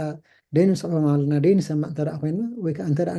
ንሰምዖም ኣለና ኮይና ከዓኒ ሓጎስ ከምፃሎም ሓዋርያ ጳውሎስ ከዓ በዚኣቶም ብፊልጵስ ስለተሓጎሰ እዩ ሓጎስ ዘምፃሉ ዘሎ ሕጂ ሳሙኤል ካህን ሳሙኤል ማለት እዩ ኩሉ ግዜ ፀሎት ከም ዘድሊ እዩ ዝነግረና እንተደኣ ኣነ ዘይፀልየሎም ነቶም ናተይ ኣነ ዝጓስዮም እንተደኣ ደይፀልየሎም ሲ ንዕኦም ዘይኮንኩ ዝብድሎም ዘለኹስ ንጌታ እየ ዝብድል ዘሎ ሓጢኣት ንክርስቶስ ኢሉ እዩ ዝሪኦ ባርያ ካህናት ሓላፍነት ወይ ከዓ ናይ ባህጊ ናይ ኣቦታት ሓላፍነት ኢሉ እዩ ዝሪኦ ምእንቲ መጓስኦም ኣብ ምፅላይ ዘለዎም ዓብይ ግደ እዩ ነቢይ ሳሙኤል ከም ዝክብለኩም ፀናሕኩ ኩሉ ግዜ እንተደኣ ኣቋሪፀሲ ሓጢኣት ከም ዝኾነ እዩ ዝብል ሕጂ ኣቦታትና ኩሉ ግዜ ንዓና ዝፅልዩልና ንና ከዓ ተመሊስና ንዕኦም ክንፅልየሎም ይግባአና እዩ ማለት እዩ ኣሳልጦ ወይ ከዓ ዓወት እንተ ሞገስ እንተደኣ ተረኪቡ ንካህን ሓጎስ ከምፃኣሉ ኣለዎ የምፃኣሉ እዩ ከዓ ብኣና ማለት እዩ በቶም ምእመናን እንተደኣ ኩሎም በቲ ኣቦኦም ዝብለዎም ደሎ እንተደኣ ሰሚዖም ብኡ ይኸዱ ኣለዉ ይመላለሱ ኣለዉ ማለት እዩ ሓጎስ ከምፃሎም ይኽእል እዩ ናብ ካልእ ነገራት እንተደኣ ነድክብ ኣለና ኮይና ከዓ ንዓቶም ሓዘን ከምፃሎም ይኽእል እዩ ማለት እዩ ሓዋርያ ጳውሎስ ዘሐጉሶ ዝነበረ ኣምልኾኦምን ኣብ ማሕበረሰቦም ዝነበሮም ምሕዝነት ወይ ከዓ ፍቅሪ እዩ ምክንያቱ እዚኣቶም ብጣዕሚ ሕቡራት ዝነበሩ ወይ ከዓ ኣብቲ እምነቶም ፅኑዓት ዝነበሩ ሰባት ስለዝኾኑ እታ ቤተክርስትያን ስለዝነበረት ሓጎስ የምፅኣሉ ነይሩ ነዚ ከዓ እቲ ደብዳቤ ቀዳማይ ምክንያቱ ክፅሕፎ ዝደለየ ማለት እዩ ኣምላኽ ነቲ ኣብ ውሽጦም ዘሎ ሕብረት ፍፁም ዝገብሮ ይተኣማምን እዚ ከዓ ብፀሎት እዩ ኩሉ ግዜ ኣብ ፀሎት ስለዝዝክሮም ንዕኡ ከዓ እሙን ወይ ከዓ ፍፁም ክኾነሎም ከዓ ነቲ ሕብረት ዘለዎም ነቲ እምነት ዘለዎም ፍፁም ክኾነሎም ከዓ ኩሉ ግዜ ኣብ ፀሎት እዩ ዝዝክሮም ነይሩ ማለት እዩ ምክንያቱ ኣብ ግዜ ማእሰርቲ ኮነ ኣብ ወንጌል ምክልኻል ኩሉ ግዜ ማለት እዩ ዝካየደሉ እዋን እውን ከይተረፈ ወትሩ ኣብ ልቡ እዩ ዘለዎ ንሳቶም ኩሉ ግዜኦም ዝፅልየሉ ወላ ኣብ ማእሰርቲ ይኹን ወይ ከዓ ኣብቲ ንወንጌል ክጣበቕ ኢሉ ዝሓስቦ እንተደኣ ኮይኑ እዋን እንተደኣ ኮይኑ ሲ ኩሉ ግዜ ንዓቶም ስሊኦም ይፅሊ እዩ ነይሩ ማለት እዩ ከየቋረፀ ንዓቶም ዘላቶ ፍቅሪ ካብ ተፈጥራዊ ፍቅሪ ዘይኮነስ ንክርስቶስ ኢየሱስ ውፍያት ብምዃኖም እዩ እዚ ከዓ እቲ ኣጋቤ ላቭ ንብሎ ማለት እዩ እቲ ኣምላኻዊ ፍቅሪ እዩ ዘለዎ ምስኣቶም ናይ ብሓቂ ፍፁም ፍቅሪ ከምቲ ክርስቶስ ንዓና ፍፁም ዘፍቅረና ልክዕ ከምኡ ገይሩ እዩ ዘፍቅሮም ማለት እዩ ከምዚ ኢሉ ይፅሊ ምሕደረኦም ሂወቶም ወይ ከዓ ምእንቲ ፍፁም ክኸውን ምክንያቱ ፍፁማት መታን ክኾኑ ውሉድ ኣምላኽ መታን ክኾኑ ኩሉ ግዜ ከዓ ኣብ ፀሎት እዩ ይዝክሩ ፍቅሮም ብፍልጠትን ብምስትውዓልን ክበዝሕ ይብል ነቲ ብሉፅ ነገራት ክሰምርዎ ሓንቲ ነገር ነታ ፅብቕቲ እንተደኣ ኮይና ንዓዓ ሒዞም ፀኒዖም ክነብሩ ብፍቅሮም ከዓ ምክንያቱ ኣብ ነንሕዶም ብጣዕሚ ፅቡቅ ርክብ ስለዝነበሮም ንዕኡ ከዓ ፀኒዖም ክሕዝዎ ከዓ ይፅሊ ነበረ ይብለና ክርስቶስ ክሳብ ዝምለስ ቁንዓት ብዘይ መንቅብ ክኾኑ እዚ ከዓ እቲ ፍቅሪ ናቱ ወይ ከዓ እቲ ጸሎት ናቱ እዩ ማለት እዩ ብፍቅሪ ጽድቂ መንፈስ ቅዱስ ዝሓደሮ ማለት እዩ ይመልኦም ብጎይታና ኢየሱስ ክርስቶስ ይከኣል እዩ እዚ ከዓ ዝከኣል ነገር እዩ ካብ ዓቕሞም ንላዕሊ ኣይኮነን ዝብሎም ዘሎ ብጸሎት ተሰንዩ ክገብርዎ ዝኽእሉ ነገር ማለት እዩ ንኽብሪ ኣምላኽ ዕላማ መደብ እዚ ክንገብር ከለና ግን እቲ ፍረ ጽድቂ ክመፀና ፍረ መንፈስ ቅዱስ ክመፀና እንተደኣ ኮይኑሲ እቲ ኩሉ ንገብሮስ ንኽብሪ ኣምላኽ ክኸውን ኣለዎ ንዓና ንክንከስበሉ ወይ ከዓ ንዓና ንምጎስ ኢልና ንገብሮ እንተደኣ ኮይንና እዚ ክኸውን ኣይክእልን ማለት እዩ ክብሪ ኣምላኽ ዕላማ ክኸውን ኣለዎ እዩ ዝብለና ሃዋርያ ጳውሎስ ማእሰርቲ ሃዋርያ ጳውሎስ ምስፍፋሕ ወንጌል ተወሳኺ ኾነ ምክንያቱ ብምእሳሩሲ ነቲ ወንጌል ምስፍሕፋሕ ምክንያቱ እቶም ኣብኡ ዝነበረ ተኣሲሮም ዝነበሩሲ ኣሚኖም ማለት እዩ ኣብኡ ምስኡ ተኣሲሮም ነበሩ ዋላ ተሓላዊ ከማን ከይተረፈ ዋርድያ ንሱ እውን ኣሚን እዩ ዓላማ ሃዋርያ ጳውሎስ ወንጌል ንምስፍፋሕ እዩ ዋላ እኳ ዋግኡ ማእሰርቲ እንተኾነ እዚ ከዓ ይሐጉሶ ነይሩ ምክንያቱ ድኾነ ይኹን ክኸፍለሉሲ ድልው እዩ ነይሩ ዋላ ንሞት እውን ድልው ከም ዝነበረ እዩ ዘርእየና ኣብ ሮሜ 8:18 እውን ተጻሒፍልና ኣሎ ኩሉ እቲ ኣብቲ ቤት መንግስቲ ዝነበረ ማእሰርቲ ሃዋርያ ጳውሎስ ብሰንኪ ወንጌል ምዃኑ ይፈልጡ ነበሩ ስለዝፈለጡ ከዓ ንዓኣቶም ትብዓት ሃቦም ነቶም ካልኦት ኣሕዋት እውን ትብዓት ክህቦም ክኢሉ ምክንያቱ እዚ ሰብ እዚ ናይ ብሓቂ ኣማንን ነቲ ነገር ዝኣመነሉ ከዓ ክሳዕ ሞት ይበፅሕ ስለ ዘሎን ሕጂ በቲ ትብዓት ናቱ ንዓኣቶም ኣብነት ክኾኖም ክኢሉ ማለት እዩ እዚ ከዓ ዝያዳ ተባዓትን ፅኑዓትን ከም ዝኾኑ ገበሮም ማለት እዩ ዕላማ ስብከቱ እዚ ስዕቢ ነይሩ ቅንእን ባእስን ህርፋንን ኣብ ምቑሕ ማእሰርቲ ዝያዳ ፀበባ ይውስኸሉ ስብከቱ ንኸንቱ ንመታን ከይከውን ማለት እዩ ዕላማ ስብከቱ ቅንእን ባእስን ህርፋንን ኣብ መቑሕኡ ማእሰርቲ ዝያዳ ፀበባ ይውስኸሉ እንተደኣ ቅርሕንቲ ኣለዎ እንተደኣ ባእሲ ኣለዎ እንተደኣ ህርፋን ኣለዎ እንተደኣ ናብቲ ካልእ ኣስጊሮም ማለት እዩ ስብከት ናቱ ከንቲ ይኸውን ኣሎ ማለት እዩ እንተደኣ ፀኒሖም ግን ዋላ ሓንቲ እዚ ኩሉ ዝወርዶ ዘሎ ንዑት ማእሰርቲ ይኹን መግረፍቲ ዋላ ሓንቲ ከም ዘይኮነ ንዕኡ በረኸት ከም ዝኾነ እዩ ዝሪኦ ማለት እዩ ነቲ ጉዕዝኡ ዕላምኡ ወይ ከዓ ንምፍፃም ሰናይ ፍቓድ ፍቅርን ቅንኣትን የድልዮ ሰናይ ፍቓድን ፍቅርን ቅንዕናን የድልዮ ሃዋርያ ጳውሎስ ክብሩ ስለ ዘይደለየ ተሓጎሰ ምክንያቱ ክብሪ ኣምላኽ ጥራሕ እዩ ደሊ ነይሩ እምበር ንዕኡ ክኽብር ኢሉ ይኮን ዝገብሮ ነይሩ ወይ ከዓ ንዕኡ ጥቕሚ ኢሉ ይኮነን ዝገብር ነይሩ ክብሪ ፍቓድ ኣምላኽ ክፍፀም እዩ ተፀዊዑ ነዚ እዩ ዝተፀውዐ ወይ ከዓ ክብሪ ኣምላኽ ወይ ከዓ ፍቅሪ ኣምላኽ ክፍፅሞ ኢሉ እዩ ተፀዊዑ ሓጎስ እቲ እሙን ኣገልጋሊ ካብ ምስፍሕፋሕ ወንጌል እዩ ዝመፅእ ንዕኡ ጥራሕ እዩ ካልእ ዕላማ የብሉ ሃዋርያ ጳውሎስ ብሂወት ወይ ብሞት ከም ዝድሕን ርግፀኛ ነበረ እዚ ከዓ ከመይ ገይሩ እዩ ሞይቱስ ክድሕን ዝኽእል ብሂወት ይኹን ብሞት ከም ዝድሕን ርግፀኛ እዩ ነይሩ ሕጂ ብዚአን ክመርፀን ዝኽእል ዝነበረ ማለት እዩ ተራ ብሂወት ኣብዚ ተደየ ኣለኹ ምስ ክርስቶስ እየ ዝበለፀ ድሕነት እዩ ኣብዚ ምሳኻትኩም ዘለኹ ከዓ ድሒነ ኣለኹ ብስጋ ግን ንዓኻትኩም ሕሸኩም ኣብዚ ክመርፅሲ ንዓይ ይከብደኒ ኣሎ ይብል ግን መንፈስ ቅዱስ ስለ ዝገለፀሉ ምስኣቶም ክፀንሕ መሪፁ ማለት እዩ እንተለኹ ንክርስቶስ እንተሞትኩ ከዓ ንክርስቶስ ምክንያቱ ኣይግድሶን ይሱ ተዕላምኡ ሓንቲ እያ ብምክንያት ፀሎቶም ብደገፍ መንፈስ ቅዱስ እቲ ንጎይታ ዛዕበየ መንፈስ ቅዱስ ማለት እዩ እዚ ከዓ ብኡ ተገሊፁሉ ንዕኡ ክፀንሕ ክኢሉ ንዓቶም እሱ ስለዘድልዮም ሃዋርያ ጳውሎስ ስለዘድልዮም ክፀንሕ ክኢሉ ማለት እዩ ድሕነት ሃዋርያ ጳውሎስ በቲ ንኣምላኽ ዝገብሮ ዕዮ ወይ በቲ ኣብኡ ዝገብሮ ዕዮ ኣይሓፍርን እዩ እዚ ከዓ ይሕጉስ ዳ እምበር ኣይሕፍርን እዩ በቲ ዝገብሮ ነበረ ኩሉ ግዜ ሕጉስ እዩ ወትሩ ሕጉስ ክርስቶስ ወትሩ ኣብ ኣካላቱ ክብ ክብል እዩ ብሂወት ወይ ብሞት እዚ ከዓ በቲ ዝገብሮ ዝነበረ ኩሉ ግዜ ንክብሪ ኣምላኽ ኢሉ ስለ ዝገብሮ ዝነበረ ኩሉ ግዜ ሕጉስ እዩ ነይሩ ማለት እዩ ኣብ ክልቲኡ ኩነታት ዕውት እዩ ብሂወት ተሎ ወይ ከዓ እንተሞተ ማለት እዩ ብሂወት ምንባር ንክርስቶስ ሙማት ረብሓ ስለ ዝኾነ እዩ ረኣ ሞይቱ ከዓ ምስ ክርስቶስ እዩ ህያው ክኸውን እዩ ማለት እዩ ብስጋ እዩ ዝመውት ዘሎ ብሂወት ምንባር ክበሃል ከሎ ኣብ ኣገልግሎት ዝያዳ ፍረ ምፍራይ ማለት እዩ ምክንያቱ እንተደኣ ተሪፉ እንተደኣ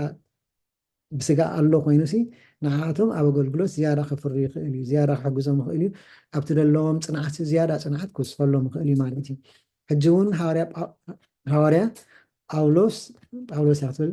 የድልዮም እዩ ተልእኽትኡ ገና ኣይተፈፀመን ምክንያቱ ጉዕዝኡ ገና ኣይፈፀመን ዘሎ ንፍቃድ ኣምላኽ ሙሉእ ብሙሉእ ተገዛኢ እምበር ኣይመርፅን እዩ እዚ ከዓ ድሌትናት ይኮነን ምክንያቱ ኣብቲ ምርጫ ክወሃብ ከሎሲ እቲ ኣነ ደድልየኒ ስለዘይፈልጥ ኣምላኽ ባዕልካ ምረፀለይ ስለዝበሎ እዩ ከዓ መንፈስ ቅዱስ ገሊፅሉ ክፀንሕ ከም ዘለዎ ማለት እዩ ምስ ክርስቶስ ምዃን ምዕራፍ ሞት ምስ ክርስቶስ ምዃን ዕረፍቲ እዩ ዋላ ብስጋ ሞት ተደኣ ኮነሲ ዕረፍቲ እዩ ማለት እዩ ወይ ተልእኽኡ ምፍፃም እዚ ኣፀጋሚ ውሳኔ እዩ ይብሎ ንዕኡ ክውስን ኣይከኣለን ግን እቲ መንፈስ ቅዱስ ስለዝተገለፀሉ ክውስን ክኢሉ ማለት እዩ ተልእኽኡ ክፍፅም ከም ዘለዎ መንፈስ ቅዱስ ገለፀሉ ንዕቤቶም ኢሉ ቀዳመይቲ ነገር ናይ እምነት ሓጎስ ስለ ዘለዎ ወይ ከዓ ናይ እምነት ሓጎስ ንዓቶም ከምፅእ ኣሎም ሓጎስ ምሕዝነት ወይ ከዓ joy of fellowship ነንሕድሕዶም ማለት እዩ ብጎይታና ኢየሱስ ክርስቶስ ኣብ ምድሪ ኣኽቢረካ ኣለኹ ነቲ ከዓዮ ዝግባኣኒ ዕዮ ከዓ ፈፂመ ኣለኹ እዚ ኣብቲ ዮሃንስ ምዕራፍ 17 ፍቅዲ 4 ዘሎ ማለት እዩ ኣነ ነቲ ክገብሮ ዝሃብካኒ ግብሪ ፈፂመ ኣብ ምድሪ ኣኽበርኩኻ ዝብሎ ማለት እዩ እዚ ከዓ ሃዋርያ ጳውሎስ ልክዕ ከምኡ እዩ ዝገብር ዘሎ ኣብ መወዳእቱ ከዓ ጉዕዞ ምስ ፈፀመ ናብ ጎይታናን መድሓኒናን ኢየሱስ ክርስቶስ ክዓርፍ እዩ ማለት እዩ ኣካይዳኹም ንወንጌል ዝበቅዕ ይኹን እዚ ከዓ እቲ ንሰርሖ ኩሉ ግዜ ሲ ንክብሪ ኣምላኽ ይኹን ማለት እዩ ምክንያቱ ብኡ ኢና እዚኣ ሲ ንኣምላኽ ተኽብሮ ድያ ወይስ ተሕስሮ ወይ ተጉሆ ድያ ኢልና እንተ ሓሲብና ኩሉ ግዜ ቁኑዓት ክንከውን ንኽእል ኢና እቲ ዲሲዥን ንገብሮ ሲ ኩሉ ግዜ እንዳረኣና ክንገብር ማለት እዩ ሓድነት ሓደ ኣእምሮን ሓደ መንፈስን እንተ ኣለዎ ማለት እዩ እዚ ከዓ እቲ ሓድነት ከደልድሎ ንኽእል እምነት ንምርካብ ምፅዓር ኩሉ ግዜ ከዓ ፀሎትን ምፅዋትን ኣባናኻ ኣብዚ እዋን እዚ ማለት እዩ ቅዱስ ቁርባን እንዳሰወስካ እንዳተነሳሕካ ኩሉ ግዜ እምነትካ ክትዓቢ ኣብቲ መንፈሳዊ ዕቤት ከተምፅእ ኣለካ ማለት እዩ ኣይፈርሁን የግዳስ ተባዓት ይኾኑ እዚ ከዓኒ ትብዓት የምፃልካ ማለት እዩ ምክንያቱ እቲ እምነት ዝያዳ እምነት ምስ ዝህልወካ ተባዕት ትኸውን ሃዋርያ ጳውሎስ እውን ብኣብነት ኣርኢና ጎይታናን መድሓኒናን ኢየሱስ ክርስቶስ እውን ኣርኢና እዩ ብኣብነት ሃዋርያ ጳውሎስ ከዓ ናቱ ሰዓቢ ስለዝኾነ ንሕና ከዓ ኣሰሮም ክንስዕብ ማለት እዩ ምልክት ድሕነቶም ብኣምላኽ ይኸውን ምልክት ተፃራርቶም እዚኦም ከኣቶም ተፃራርቶም ከዓኒ ዘለኣለማዊ መቕፃዕትን ኩነኔን ሓደ ሓጥእ ሰብ ድሕሪ ሞት ዝሓልፈሉ ኩነታት እዩ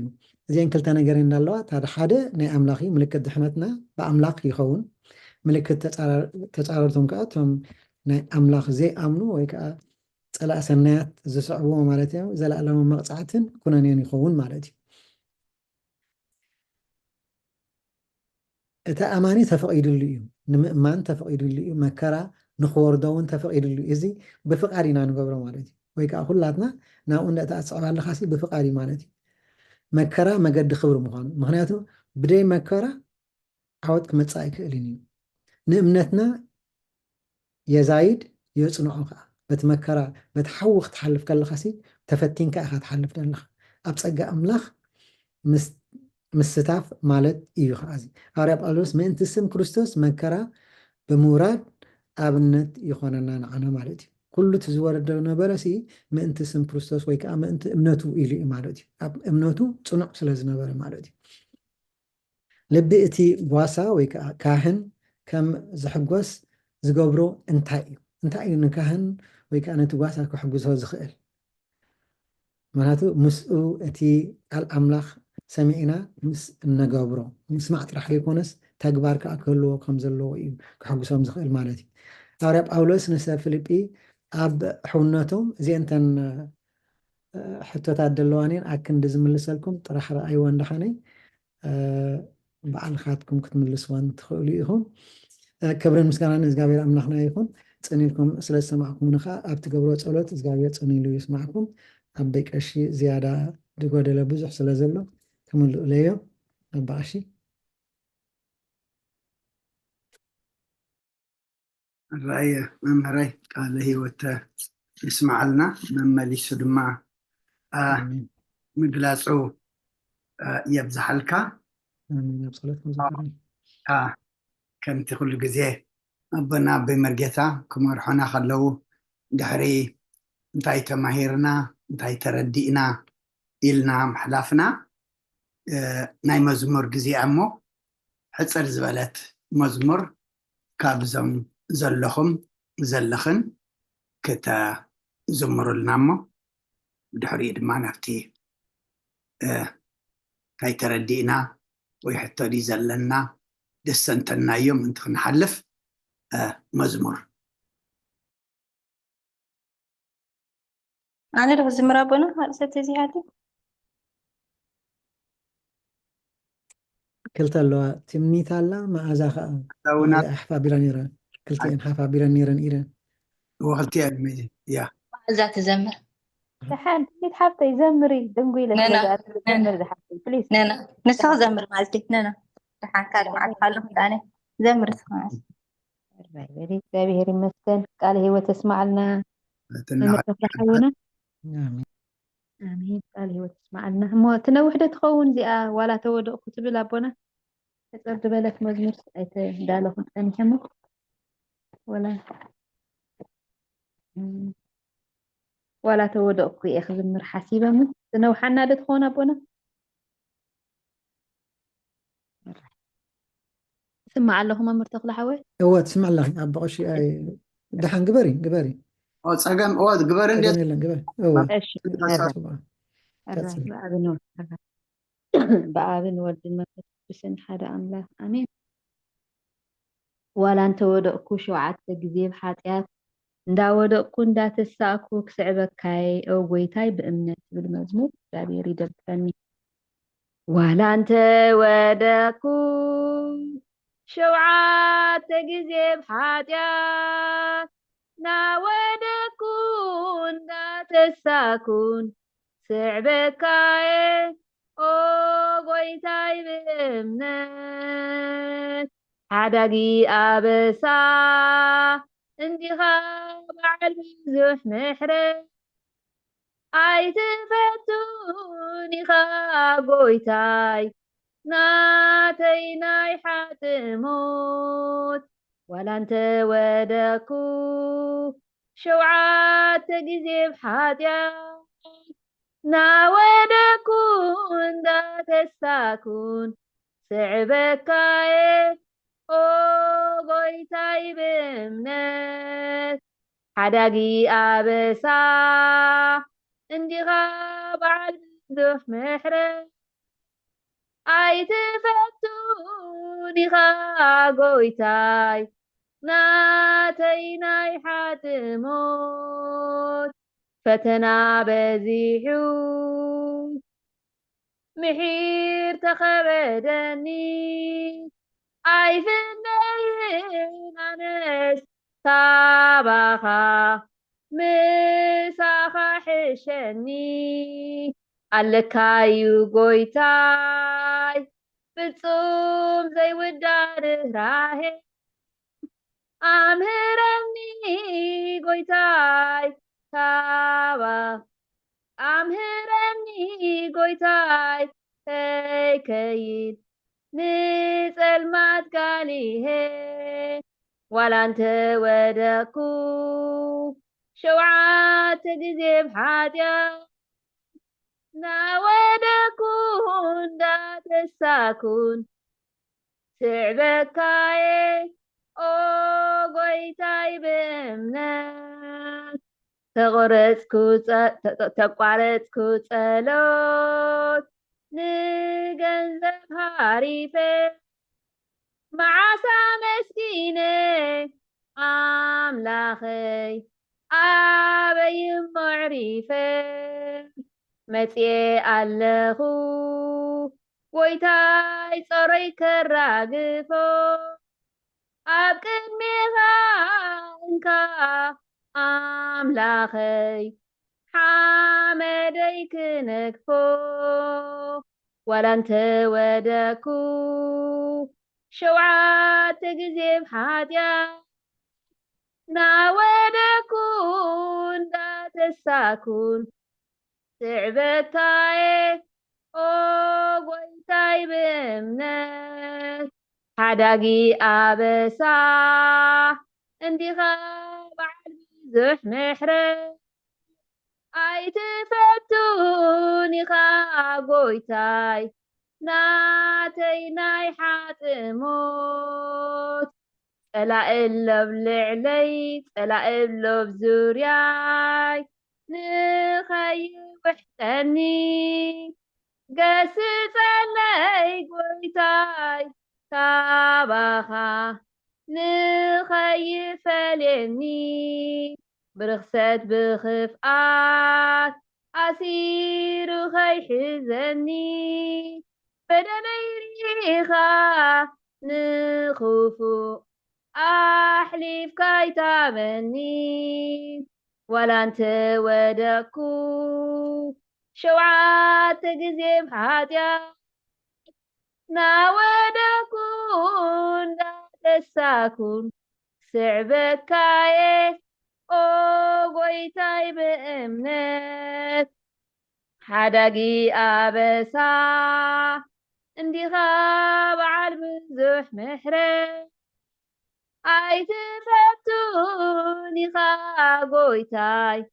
ناتي لاي حاتموت ولا انت ودكو شوعات تجذب حاتيا ناودكون لا تساكون صعبك كاي او قويتاي بأمنت حداقي أبسا اندي غاب عالبزوح محرم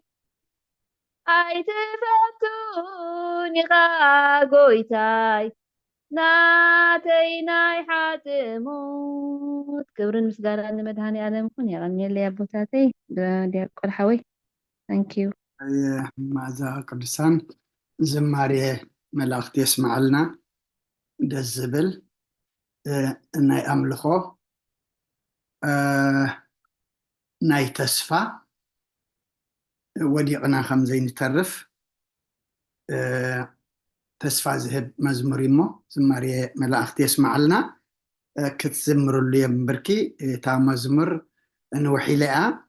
قربية حجز اللخو تعزماش ولا انت ودقكو اب حاتيات ولا انت ودقكو شوعات تجزي بحاتيات إنا ودقكونا تساخو كسعبك قويتاي بإمنات حداق أبساخا بعال بزمحرت أي تفوتنيخا ناتي ناي حاتموت اندابلتيات كي تسانيها لحانزز زحزنايو تليو دما عوداتينا زلنا موحا حانت تقصغن بالدما تسفع قبر نتا مجمريا ولا انت ودقكو شوعات تجزي بحاتيات تبل طببنيا سولومون أما صحاف مسالية معرف أسران 4 قصر 16 تايلو اتصادق شوعات تسع ودق أمه يتنسق رسي أنجنا نام مكرا يصدفو جي أبقد ما أملاخ مودق أيكون انت تصاقم ودي كازين التسايب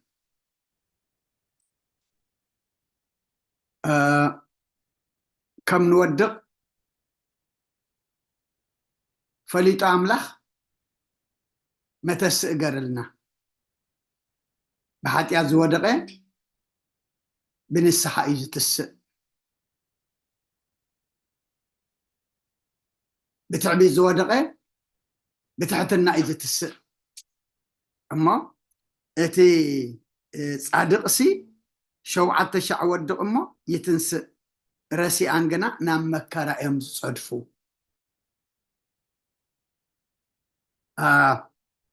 مصدافن موداقن ببيني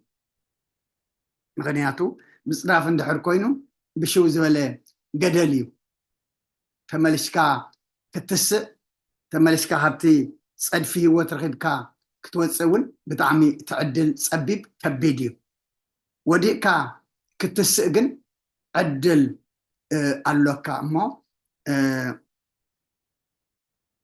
ولا انت ودقكو ابحاتيات شوعات تجزيه إنا ودقنا تساهو كسعبك ايه قويتاي بأمنت أمنت اندحراليو كابت زودقنا ايو كنت نسق نخل إنامو زي حجة زلخمو عبد اللهم حوات حدما كابزا ولا انت ودقكو شوعات شعب ابعات تجزيه بحاتيات እናወደቁና ትንሳኹ ክስዕበካ እየ ጎይታይ ብእምነት ያትብል ሓዳ ኢኻ በዓል ብዘምሕረት ኣይትፈቱን ኢኻ ናተይ ናይ ሓጥሞት እናበለት እያ ትኸይድ ሓደ ሓደ ሓዝናዮ ተልዩ ድማ ትምላኣልና ትኽእል እያ መዓዝ ሓፍትና እሞ ህይወት ኢዳ ሓፋቢላ ኣላ በቐሽ ሓራይ ወተቐፅሊ اوكي بونا كن يمسيكم كلكم اكچوالي اذا سخم زبالكم اي مجمر تحاسيبه نيره خاليت خاني راتني انو يبتا خاليت خيدي تا مثالي 24 زغلصكم معسا دي حججن ناي مزمور داويت 37 كاب عسرا سقع عسران سلستن يللخو رأسي رسائي جن كتأفئو صلاة زغابير دما خم ገጽ ስኻ ከም ገጽ ሽኻ እዮም ክበኑ እወ እሞነት ትኪ ክበኑ ከም ትኪ ክበኑ እዮም ኣቱም ብሩኻቱ ንሃገር ክወርስ እቶም ንሱ ዝረግሞም ግና ክንጸቱ እዮም እሞ ራእሲ ይልቃሕ ኣይመልስንውን ጻድቕ ግን ርህሩይ እሞ ይወሃብ ስጉምቲ ኣብ እግዚኣብሔር ይጸንዕ መንገዱ ከኣባህ ይብሎ እግዚኣብሔር ብኢዱ ይድግፎ እሞ እተን ተዓንቀፋ እኳ ፈጺሙ ኣይክወድቕን እዩ ኣቲስጋዕ ብዚኣ ኢለ መስለኒ ታንኪዩ ጽብቕቲ ንኹለን ተጠቃልለን ቀለዮ ተስማዕልና ራይ ካልኦት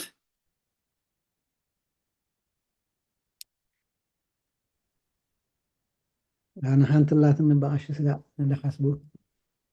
ራይ ፈሪሕና ኮይና መምህር ሕተት ዲ ሕተትን ኢልና እምበር ምልክያስ 7 7 ፍቅዲ 8 ኢሳያስ ክንደይ ሚክያስ ሚክያስ اوكي ሚክያስ ولا مكياس ሚክያስ اوكي ሚክያስ 7 ፍቅዲ 8 ሃራይ ኣቲ ጸላእተይ እንተወደቕኩ ክትንስእ እየ ኣብ ጸልማት እንተተቐመጥኩውን እግዚኣብሔር ብርሃነይ እዩ እሞ በኣይ ኣይትተሓጐሲ ኣትብል ሃራይ ክብርን ኣምላኽ ናይ ብሓቃት ጸላእተይ ክትንስእ እየ ኣብ ጸልማት እንተተቐመጥኩውን እግዚኣብሔር ብርሃነይ እዩ እሞ በኣይ ኣይትተሓጐሲ ያ ምክንያቱ ጸላኢና መን እዩ ሰይጣን እዩ ብምውዳቕና ጸላኢና ሰይጣን እንተተሓጐሰ እቲ ብርሃንና ዝኸውነ እግዚኣብሔር ግን ከም ዘተንስኣና እግዚኣብሔር ብርሃነ እዩ እሞ በኣይ ኣይትተሓጐሲ ቀለዮ ተስማዕልና ሃራይ ካልኦት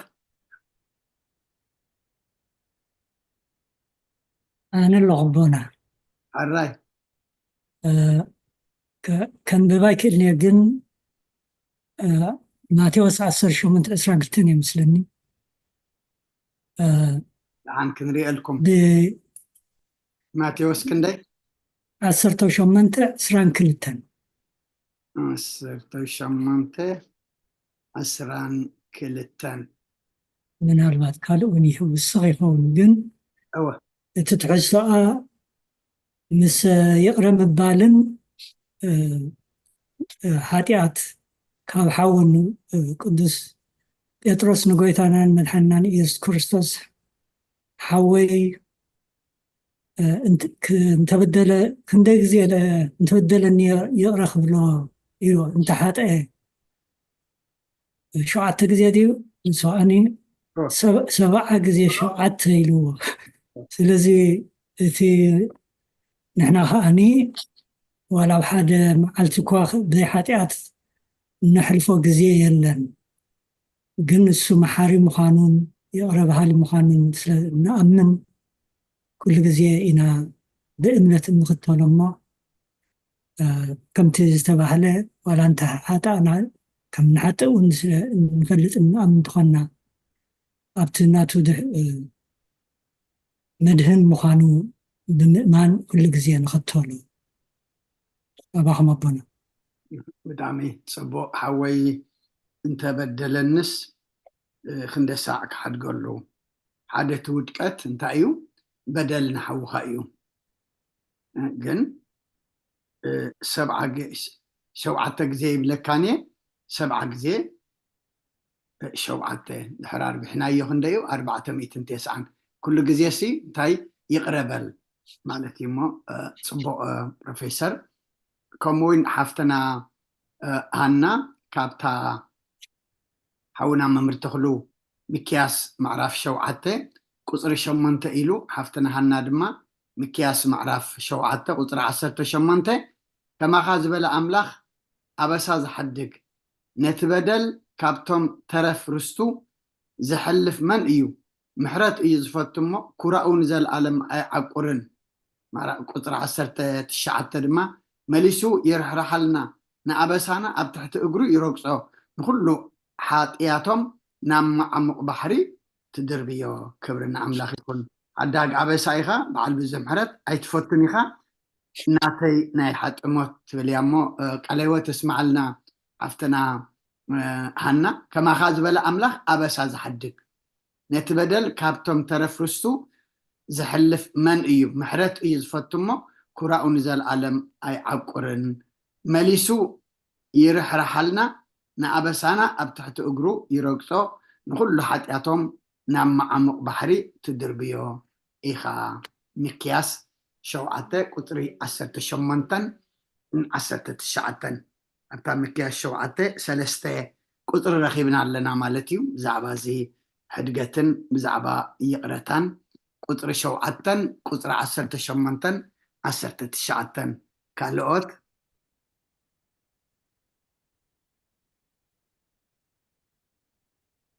هل سبت زي اللي بنا حنت اللاتني كم زي تتعمل لحينا تسميعت أبي يوحنس 16 ثلاثة سلستنسي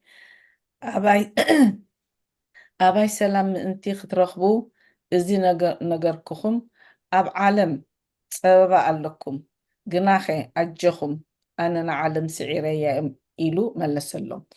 بتي سببنا انتي ودكتنانسي نسو خلصي أجخم إلو نالمو بخمات خير كأنها تسمعتني صبو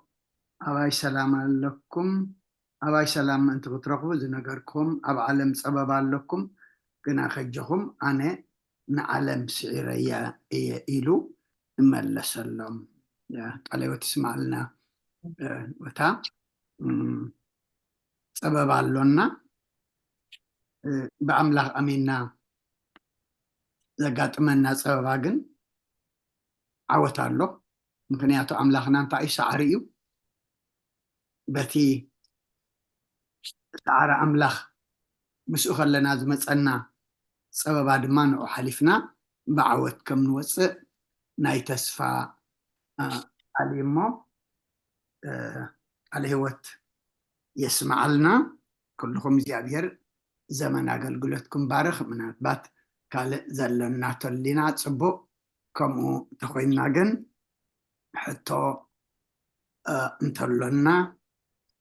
ويد ما تردعنا تلو ويحتى تلونا ممرحونا نبتا مدب كنكيد كنا مزمر تدالنا قصد حرالينا جن كنا هبن خلينا هم تخوينا جن ما مريتها معرفة وصيامات حتى تملس من تخطو ما نتسب أبونا حنت اللاتن خبلاي لسما شيخ عفاري حاجة دي فيها كسل لها كسل واني ازي عافية بتعمي عبداويت 245 قصر 14 سي تدمدم أخوينا تسمعت نزقابيهر نتم زودقوا كلهم يدقفهم نتم لتق زبالو كلهم يلعلهم 245 قطر هندي 14 مزمور داويت عارف زيابيهر نتم زودقوا كلهم يدقفهم نتم لتق زبلو كلهم دما يلعلهم هو انت ودقنا يتنسعنا نتم لتق زبلو دما يلعلهم تايو لتق مالتها بقدم أملاخ تحت مبال مالتيو أبتا صنعت إيد أملاخ تحت بالمو نسد مال الكب لكم يو كم زولو ጴጥሮስ ጽቡቕቲ መልእኽቲ ትኸይድ እያ ነቶም ዝወደቑ ኩሎም ይድግፎም ምክንያቱ ዘይወድቕ የብልናን ወዲቕካ ምትራፍ ተታሽሞ እሞ ኣብ እግዚኣብሔር ተተመርኩስና ድማ ተወደቕና ምትሳእ ኣሎ ስለኩሉ እግዚኣብሔር ምስጋና ፀሃዮ ናብ ጉባኤ ከነብሎ ናብቲ ምዕራፍ መለሰና ኣባሽ ናይ ሃና አንቢብኩም ኣይኹምሽ ናይ ሃና አንቢበ ምክያስ ታንሳ ራሽ መኸይትኸውን ኢለ ሲና ኸይትኸውን ኢለ ካልካኒ መምረ ናኖ ቴክስት ጌራት ለይ ነራሲ ምናልባት አንቢበያ ኣብታ መምር ተቐሳሲ ሰለስተ ምዕራፍ ብዛዕባ ዚለስ ቁጥሪ 8 ናይ ሃና ድማ ናትካ 8 ናይ ሃና ድማ 18 19 አንቢበየኒ ራይ ጽቡቕ ምናልባት ፕሮፌሰር ክፍላይ ቆርብተይ እንታሽሙ ከይህልዎም ኣራይ ሱስ ተብለይ ለእምበር ህወ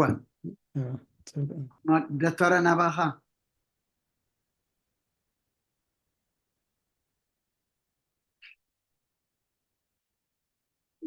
መምር ኣነስ ነታ ምዕራፍ ሓደ ኢለ ነረኸ ተውፅኣ ኦኬ ሕቶ ገለ ተለዉ ሰብ ስኻ እንዳንበበ ወይ ድማ ትተረድኦ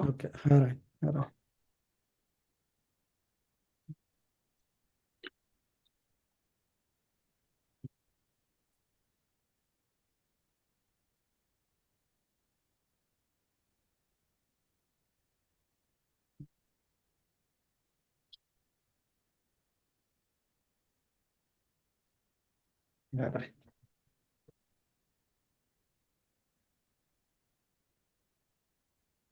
ፕሮፌሰር ክፍላይ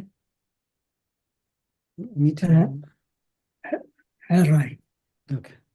እሺ ኣነለይ ጥቕሲ 11 ወይ 9 ክሳብ 11 ማለት እዩ ሕራይ ድሓር ብተደጋጋሚ ከም ዝተምሃርናዮ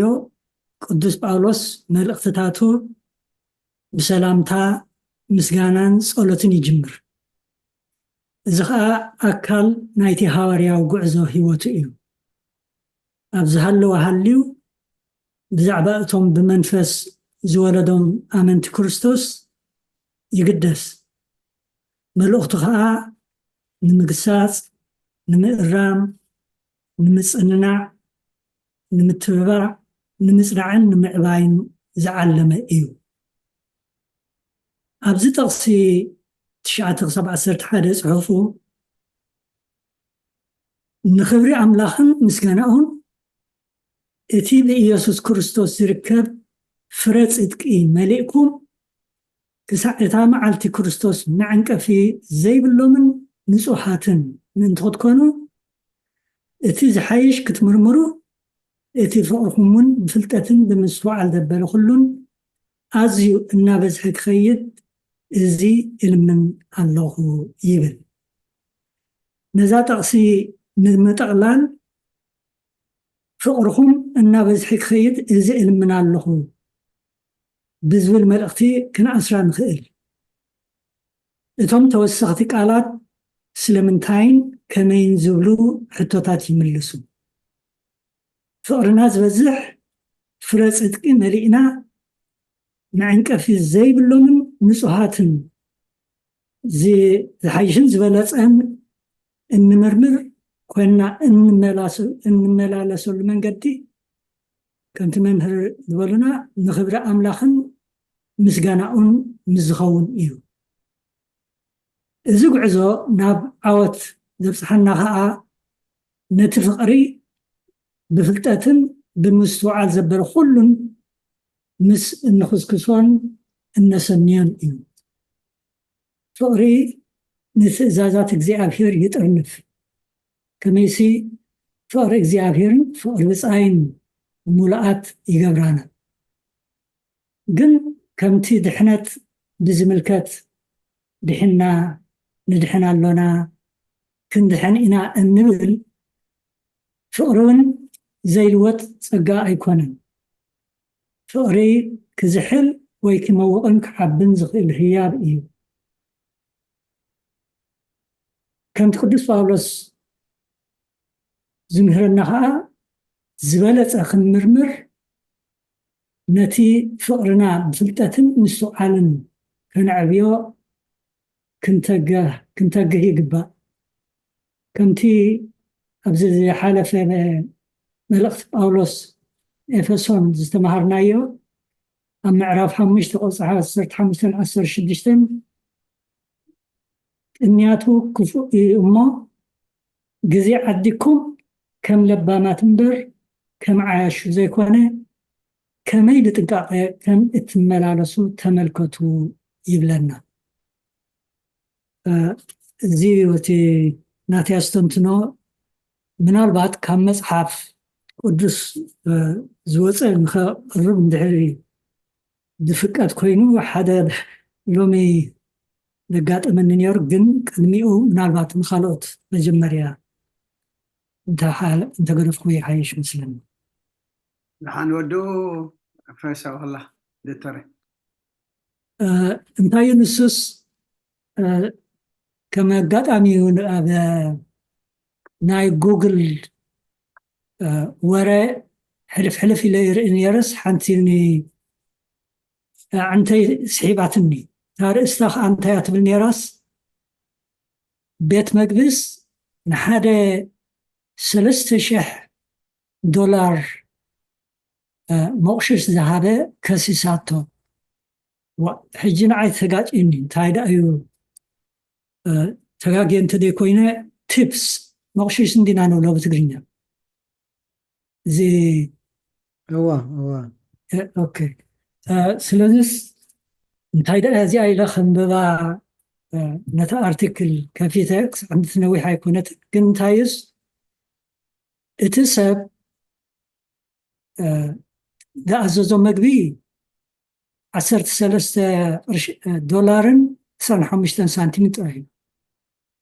ግን ናይ $3,000 ቲፕ ሂቡ ሕጂ እቶም ሬስቶራንት ከዓ እዚ ገሪምዎም እዚ ናይ ብሓቂ ድ ኢሎም ንኸፃርዩ ታሲርኡ ወሲዶም መንነቱ ኣረጋጊፆም እቲ ትራንሳክሽን ከዓኒ it went through ስለዚስ እታ ነቲ ምግቢ ተቐርበሉ ዝነበረት ገሪምዋ ናይ ብሓቂ ተሓጒሳ ንሳቶም ከዓ እቲ ናታ መቕሽሽ ሂቦማ ድሓር እሱ ከዓኒ ምስ ሓተትዎ እንታይ ባይሉ ኣብዚ ናይ ማሕበራዊ ሰብ መራኸቢ ንክርስቶስ መቕሽሽ ወይ ስለ ክርስቶስ መቕሽሽ ዝብል ትሬንድ ስለ ዘሎሲ ኣብቲ ክፅሕፍ ከሎ ኣብቲ ረሲት ከምኡ ኢሉ ፅሒፉ መቕሽሽ ንክርስቶስ ኢሉ ፅሒፉ ዓብ ነገር እዩ ንክርስቶስ ኢሉ ዝገብሮ ዘሎሲ ኢለ ኣነ ክስታይ ኮይነ ድሓር ግን እንታይ ኮይኑ እታ ሬስቶራንት ሳብሚት ምስ ገበረቶ ነቲ ክስታይ ነቲ ንፔይመንት ንክኸፈሉ ቻሌንጅ ገይርዎ ኣይተቐበሎን ንዖም ገሪምዎም እዚ ምፅቡቕ ኢልና ገይርዎ ኢልና ሓሰብናዮ እሞ ደምነቱስ ከምዚ ኢሉ ተገልቢጡ ኢሎም ተቐራሪቦሞ ነቲ ሰብ ግን እሱ በቃ ነፂግዎ መንታይ ዳ ክኸውን ደለኹም ክሰስኒ ኢልዎም እዚ ሕጂ ናብ ቤት ፍርዲ ኸይዱ ስለዚስ ሓደ ግዜ ሓደ ብስም ክርስቶስ ክመፀካ ከሎ ፍቅሪ ክመፀካ ከሎ ካልኣይ ትሓስብን ግን ከዓ ከምቲ ቅዱስ ጳውሎስ ዝበለና ንኩሉ ብጥንቃቐን ብምስትውዓልን ክንከይድ ከም ዘለና የተሓሳስብ ብሕልፊ ሓደ ብፅድቂ መሲሉ ክጋገ ይኽእል እዩ ስለዚስ ንኩሉ ክንጥንቀቕ ግን ከዓ ደርሂ ልቢ ንክብሪ እግዚኣብሔር ቅሩብ ዝኾነ ኣካይዳ ንገብር እዚ ኣገዳሲ እዩ ንምባል እየ ግን እዚ ናይ ሓቂ ናይቲ ሓቂ ናይ ጌጋ ወርኸውን እውን ኣጠራጢርኒ ግን እዚ ነገር ዋላ እኳ ሎምን ተረእኽዎ I don't know ምናልባት ሕጅና ፍርድ ስለ ዝኾነ ሲኹን ከመይ ከም ዝኾነ ይፈልጥን ግን መሊሰ እንተረኣኹ እዚ ዝኾነ ኣብ 2022 እዩ ድሓር ከዓኒ ስም እቲ ከተማን ስም ናይቶም ኣስማትን ይነግሩ ስለዚ ሓቂ ክኸውን ይኽእል እቲ ኮይኑ ግን ትምህርቲ ዝኸውን እንተኮይኑ ምናልባት ይቕሬታ ካብ መጽሓፍ ቅዱስ ወፂአ ስለ ዝኸድኩ ከዓኒ ኣባኹም ኣቦና ቁሩብ ኣነስ ኮንፊስ ኮይኑ ብምንታይ እዩ ቤት ፍርዲ ኸይዱ ምክንያቱ እታ ሬስቶራንት ነታ ሸቃሊት ነታ ስራሕተኛ ሂቦማ እዮም 3,000 ግን ንሱ ናብቲ ምክንያቱ ክሬዲት ካርድ ይሂብ ነይሩ ድሓር ናብቲ ፔይመንት ምስ መፀ ነታ ክሬዲት ካርድ ቻለንጅ ክትገብራ ትኽእል ኢኻ እዚ ናተይ ኣይኮነን ዘይግባእ እዩ ክትብል ትኽእል ኢኻ ስለዚ እቲ ቲፕሲ ሂቡ ከብቅዕ እዚ ኣይከፍሎን እየ ኢሉ ማለት ነፂግዎ ማለት እዩ ስለዚ ቃሉ ዓፂፉ ማለት እዩ ኣብ ሬስቶራንት ኸይና እንድሕሪ ክሬዲት ካርድ ቻርጅ ገይሮሞ ድሓር እቲ ስቴትመንት ክመፅእ ከሎ ነቲ ክሬዲት ካርድ ካምፓኒ ፀዊዕና ቻለንጅ ክንገብሮ ንኽእል ኢና እንድሕር ዘይኣመናሉ ስለዚ ከምኡ እዩ ገይሩ ማለት እዩ ትሰብ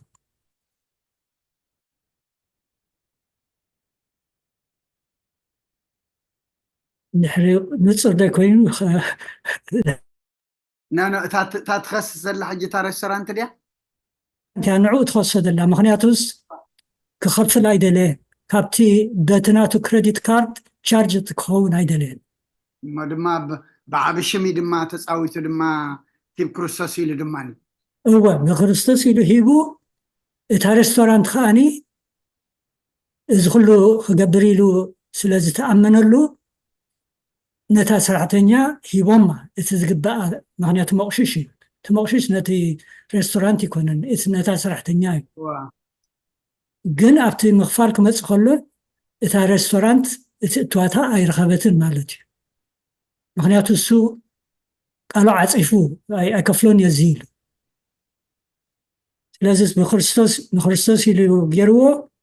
ግን ከዓኒ ኣያኽበሮም እቲ ብዙሓት ብስመይ ክመፅኹም እኮ እዩ ኣምላኽ ይገርም እዩ ኣራይ ካልኦት ተንኪዩ ዶክተረ ኣራይ ካልኦት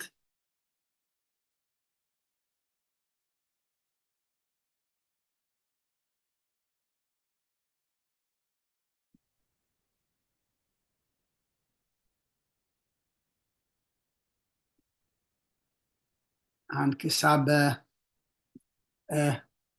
كابزم أحوات أحات دمسوسي نحسبو أنا دما إتا قصري سلستن قصري 4 اندي يرئنيرة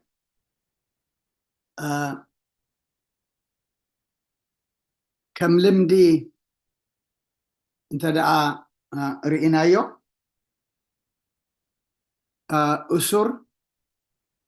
صلي إلى إزبل بصلتكم حجزني إزبل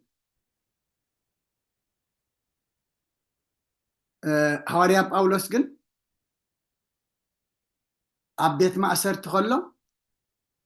بذكركم زبالة جزيء أب كل صلاتي من أنت خلاتكم بحجز صلاة الناجبركم كل ساعة نأملاخي أمسجن اللخو جخاب زيئة 3 النهار أسور مبزحته أصلي إلى إزبل نبيت ما أسرتون ببيت حزن رحينا نقولصو حقوسكم دلو ينبلن أبيت ما أسرتون مسجانا أملاخ بذكركم زبلة أبصلتكم تذكرهم بحاجوس دما نأملاخ دما إننا أمسجنه أبت حاجوس زي بقول بوتاس حجوس حجي سلامن تايو أبت حاجوس زي بقول بحاجوس بمسجانا سلطة مزبد ما بصلت زنكح زنبرة كنبل انت دعا كوينا ناي مأسوري مخنيات سلز فلطيب عميصون تدئسر قبن قرون تدئسر كالق حماق نقر قرون تدئسر كحقوس هاي مخالن كمسجن هاي مخالن سلا خالقتون كتصلي أي مخالن ثم سوري مخنيات قل نكروستوس مسباخن قال وانجل دما مزرقح سلازغونه كمتي هاريا بيترسون تايلو كاب حاتيات ويدما اكوي ناغبركم حسار مكرات صقبسي سناي ناغبركم حسار مكرا انت صقبكم يحشكم سلازبل سناي ناغبره حق ان تزاربه ني ان كرسس ان سبخه سلاز تأسره كما حقوس تقبلوه بمسقانا تقبلوه سلام امنانو سلاتهم حزب دما كل غزي كايب كورا دماني ابصلتو يحسبهم كم زنبره يمو نحنا دما تايو نيشتي نجر بامنتنا نيشتي نجر ابيت እግዚአብሔር ممصانا حميت وقسا ام كقاطمنا خلو قلطيفنا عين عن الشو نبل نحنقه نعنقف مو كابزي عب نجر كنمهر نخئلنا نزيئة مساء أتححزنا دما إتا مودة أتا تقسي عسران تشعتن سالاسان إتا أباي زرأخمو حجون أباي تسمعو زلخم قدلي كومو زبالنا بس حكم سالا كرسوس ما انت او مكرا دما خصقبن بر بوخ تامن طرح يكونن صقا توهيبكم زلو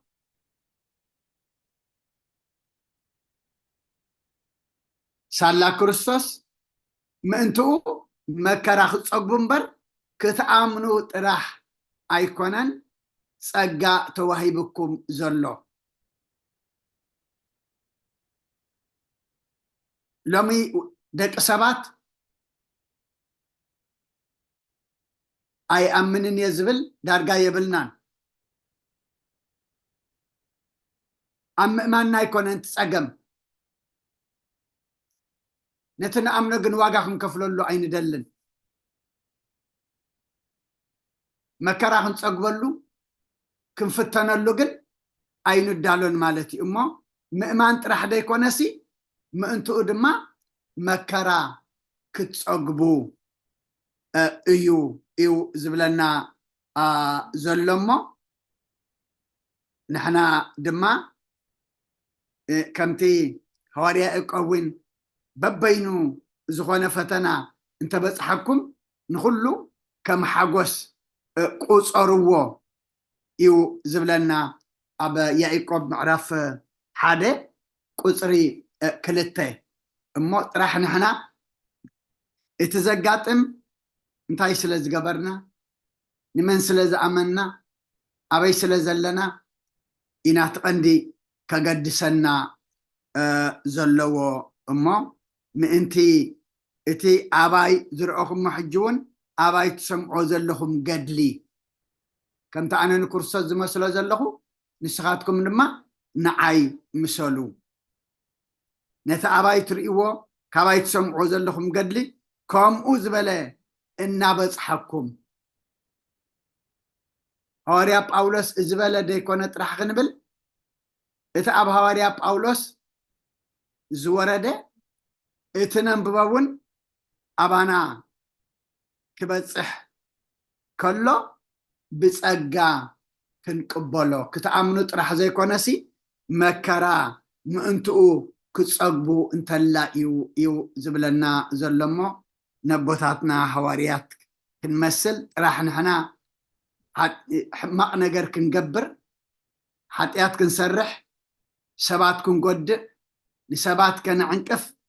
ኣይነብል እምበሪ ካብ መዓንቀፍቲ ምዃን ተዓንቀፍቲ ካብ ፈተንቲ ምዃን ተፈተንቲ ክንከውን ከለና ፈተነ የሳገረና ካብ ዝወደቕናዮ ድማ ኣምላኽና ከተንስኣና ይኽእል እሞ እዚአን ኣስተንቲነ ቅረታ ነዊሕ ጀኩም መስለኒ ምናልባት ተዳለና ተሊና ኢዶም ዘውፁ ተልዮም መምህራይ ከምቲ ኮይኑ ተወሳኺ መምህራይ ህይወት ኣላ ኢዳ ሓፍ ኣቢላ ኣላ ህይወት ኣራ ህይወት اوكي ثانك يو ممهرم ብጣዕሚ ፅቡቅ ጌርካ ኢኻ ገሊፅካልና መምህር ኣቦና ከዓ ሕጂ ብደንቢ ገይሮም እቲ ሓደ ሓደ ብደንቢ ጌርኩም ገሊፅኩምልና ዶክተር ክፍሎም ኮላይ ተመስገነኹን ክልተ ኣለዋኒ እቲ ሓንቲ ክብላ ደሊ ብዛዕባ ኣብታ ክስታይ ዝበልካያ እቲኣ ነቦታትና ንካህንታና ምንጪ ሓጎሶም ዲና እቲ ናቶም ሓጎሲ ኢልካ ብጣዕሚ ከስተንትና ከለኹ እዚኣ ሓቂ ዘረባ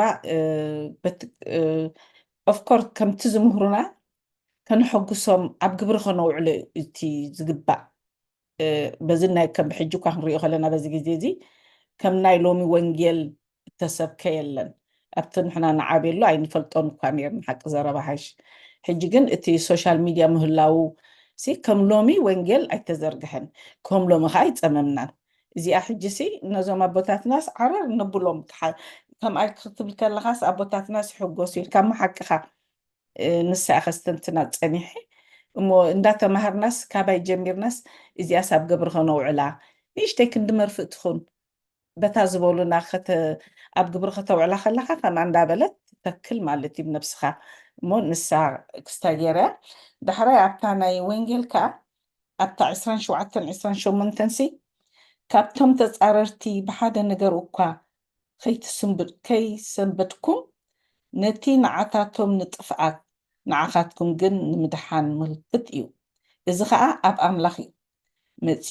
መፅኤ ዝርየኩም እንተኮይነ ወይስ ከየለኹ ስለ እምነት ወንጌል ብሓንቲ ነብስስ ምሳይ እናተጋደልኩም ብሓደ መንፈስ ቀጥ ኢልኩም ከም እትቆሙ ምእንቲ ክሰምዕ ሓንትስ ንበረኸትኩም ንወንጌል ክርስቶስ ዝበቅዕ ጥራይ ኩኑ ሕጂ እዚኣ ብዘለናዮ ኩሉ ግዜ ከምቲ ቦታትና ትምህሩና እዚ ወንጌል ንዓና ንመምሃሪ እዩ ሕጂ ናይ ከምቲ ዝበልዎ ኣቦና ናይ ወንጌል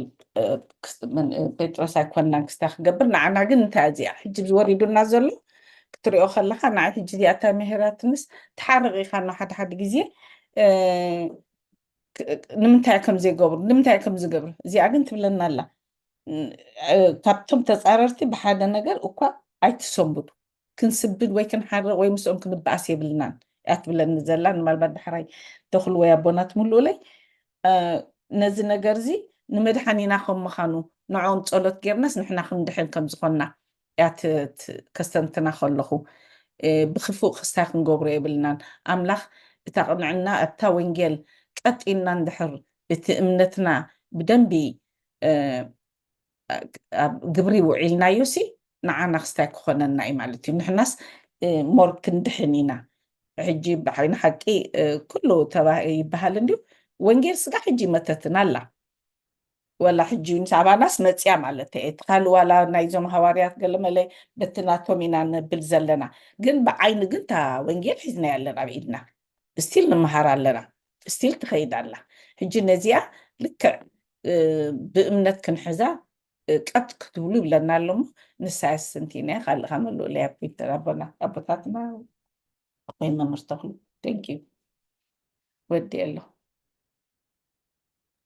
መምህራይ ናባኸ እዩ باشي أنستنا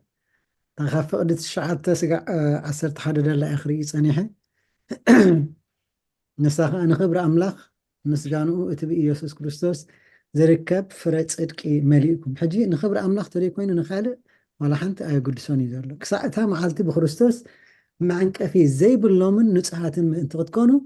اتي زحيش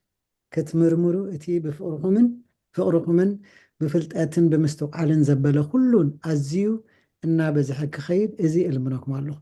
نعقو دا قدسة زنبري نحاتو مدحان تراحي أبونا أمبا يوسف كقلت أخلو سنتا يمزولو حدا جزي سي توم كهنات مؤمنان انت دعا بزيحهم مؤمنان انت دعا صبق خدلو بزح نجارات انت دعفت بتقسيان الله خوينسي نعنقفاتنا توم كهنات كيكونسي يفرحي يقولوا مخنياتو توم كهنات كم زنسوم سبيخم زمصوم ويكا نسوم سريحم زمصوم فز إتز سرح جن كل جزء منفس كل سمخانو كنفلت ويجب أن يقولوا مناتو نحنا ويتم كهنات مسارح إذا أمبر نساتهم ولا حنت حيلهم دي بقولهم ولا تطولنا لنا كلاتنا أقل نقبرسي نحنا مسارح دا أمبر إتز سرح كل جزء إتدمهر منفس كل سمخانو كنفلت يجب أن نموني نعاتهم تصلوت اليوم يخاز بالكو عسر تجزء نزيخا مغنياتو كناف حكا يخيل حد جزء أنا خمس قبر على خويلك كتودق تخيل إني خاص لذي كله زقبر كله زخيل أملاخنا قد حنان مرحنان يسوع كريستوس مهانو منفس قدس ملائكة ويك أبو تدرج كاتري كوينو بخالق ببين خاخ جبار كم زي يكال كبلي لي أمو باشي أبا أقرب تيملو لي thank you thank you نممري كم زي زبل كايو مؤمنان بزيحهم راح زي كونا دما بهوت بحقي بنسحة بقربان بسنة مقبار كمالالسو كترئي كلها كم أقلقالي أبا حقوس أبا فسها اسم عكاي اتخبر قنا كلنا عملخي مغنياتو أنا كمزي سلز قبركو أبزي سلز قويخو إذا دما سلز تزاربكي تبل انت دعا كونكا تأنا تبل تقتل يا مالتي أملاخ نعيت تقيم اللي مسارحو قرني أباي كوين أملاخ كل عيو تصبق دما يرئ اللخو يحقوسان لهم حجون أملاخ مسارح قبرني نبرتك قبرني منياتو نهزكيل انتا إلوو قال ياب أفكاين يبرال لهم أبكن دايكونكا أتنكوكم بيو أملاك سلطة تقملكا نأملاك كتمسجنو إسخاون ززرا أخيو بقيلو خطر أخلقا مخنياتو ناتكا مزرائي تزوق الجنماني زيابي هيري أنا تخلكو أبولوس هستايا إتزستاين دي تخلن واقو أمي يمزقبالو إتزفريا زدقا جنماني لوا كريستوسي إلوا أما نحنا إذا غيرنا كتب اللي نكركونكا إتعصبخ أخا توسد دلخا تمسجن أملخ مسار حجرو تتقمل لي جن أما منانكا صبوك كتر إخلخا نأملخ كبر النهابكا حقو سالو دو نايب حق حقو سالو كنتي إن أقل كخلخا لو تتزير إخا واشتخا تقوهي إن أقل كخلخا صبوق كتر خلى خادمة كتحجوس اتخبرجن نعمله أبا سالساي ملأختي يوهانس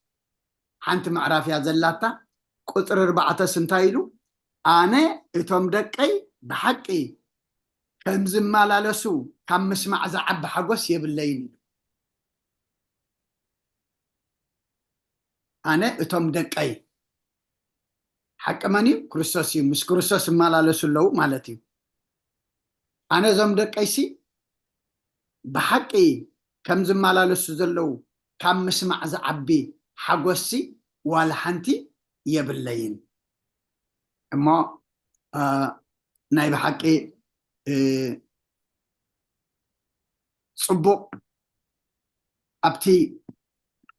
مؤمنان أبتي أقول قلتك كتر خلخا تحجوس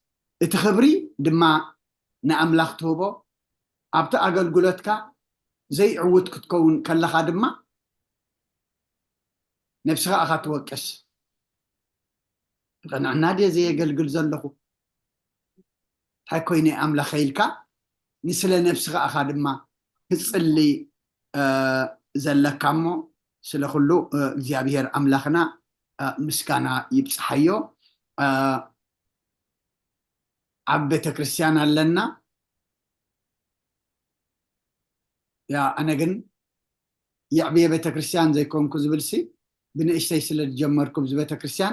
ቤተ ክርስቲያን ይዕብየኒ ኢለ ኩሉ ግዜ ትዛረብ እሱ ድማ ተሓቂ ዘዕበኽዎ ነገር ኣነ ወላ ሓደ የለን ቤተ ክርስቲያን ግን ንዓይ ይዕብየኒ ክብርና ኣምላኽ ይኹን እሞ يأخلنا ممر يوسخ ويكالوت لنا دما وي بروفيسور دكتورة أبز حسابت لكم وي معزا تمنيت تنجزيه انتقملن عسرت دقيقة تخونا اللتنا كلنا إنا الشر حسابنا نهبزل لنا مو تلونا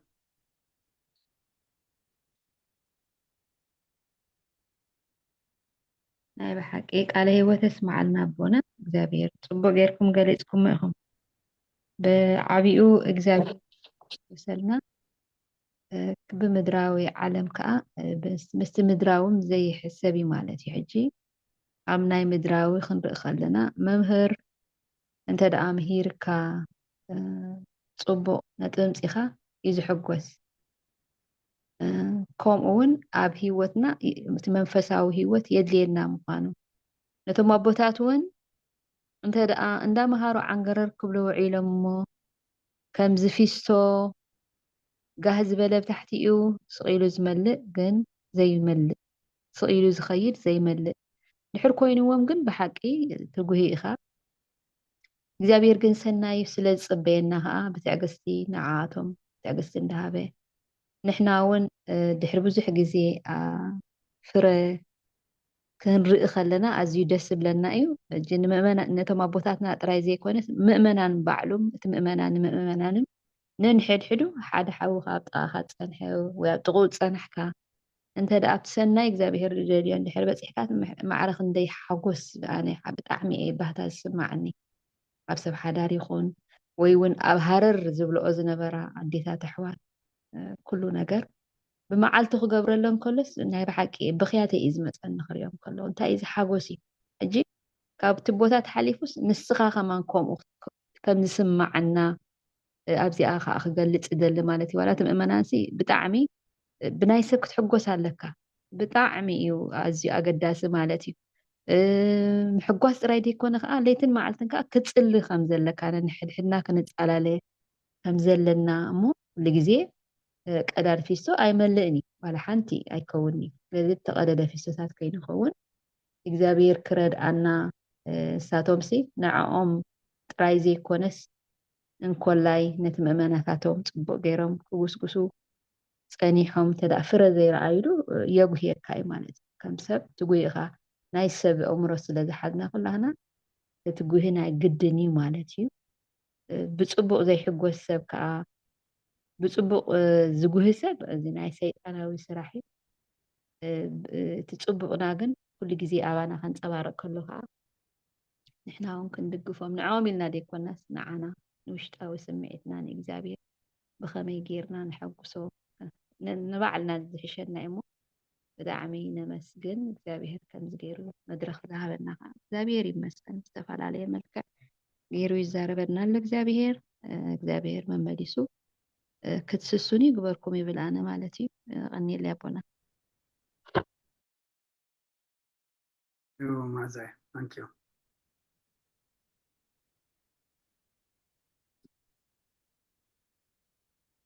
ኣብዚ ክትብልዮ ድፀናሕኸሲ እቲ ኣብ ወንጌል ሉቃስ معرف 10 ብዛዕባ ዝጠፍአቶ በጊዕን ብዛዕባ ድርሂም ወርቂ ዝጠፍአታ ሰበይትን እዩ ድዛረብ ሕጂ እቲ ጠፍአቶ በጊዕ ጉህዩ ከም ነበረ ነቶም ሰባት እውን ከዳልይዎ እታ ሰበይቲ ጠፍአታ እውን መብራህቲ ኣብሪሃ ነታ ወርቂ ትደልያ ከም ነበረት እቲ ሰብኣይ ምስ ረኸባ እታ ሰበይቲ ምስ ረኸበታ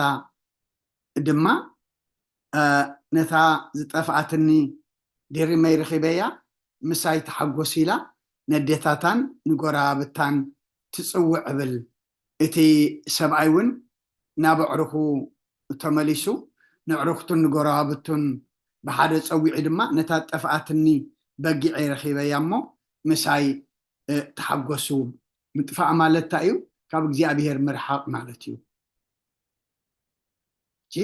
ናብ እግዚኣብሔር ብንስሓ ብቁርባን ክቐርብ ከሎ ሰብሲ ናይ መን ሓጎስ እዩ እግዚኣብሔር ኣብ ሰማይ ምስ መላእኽቲ ሕጎስ ኣብዚ ድማ ኩልና ድማ ሓጎስ ኩልና እዩ ማለት እዩ እሞ እቲ ክትብልዮ ዝፀናሕኺ ሕማቅ ክንርኢ ከለና ክንጉሂ ክንፅልየሉ ፅቡቅ ሓጎስ ክንርኢ ከለና ድማ ከነመስግነሉ ንኣምላኽ ክብሪ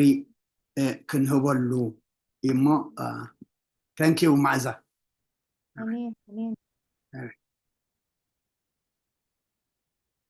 ራይ 5 ደቂቃ ኣላትና ኣነ እውን ሓሳበይ ክህብ ስለ ዘምሰኹ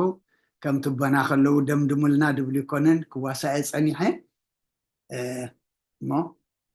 ምናልባት ሓንቲ ዝኾነ ካብ ዘሎና ወይ መምህረይ ማዕፀው በረልና ወይ ፕሮፌሰረ ትምኒት ኣለኺ ተን ዘለኹም ያ ኮነ ሓሳብ ተሎና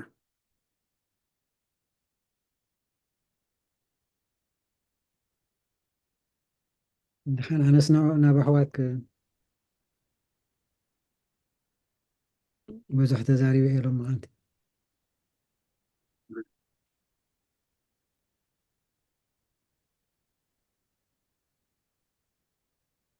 كان جزيرة لو أنا كنت كمل مثلا حسب النحر لكم ناي مجرشة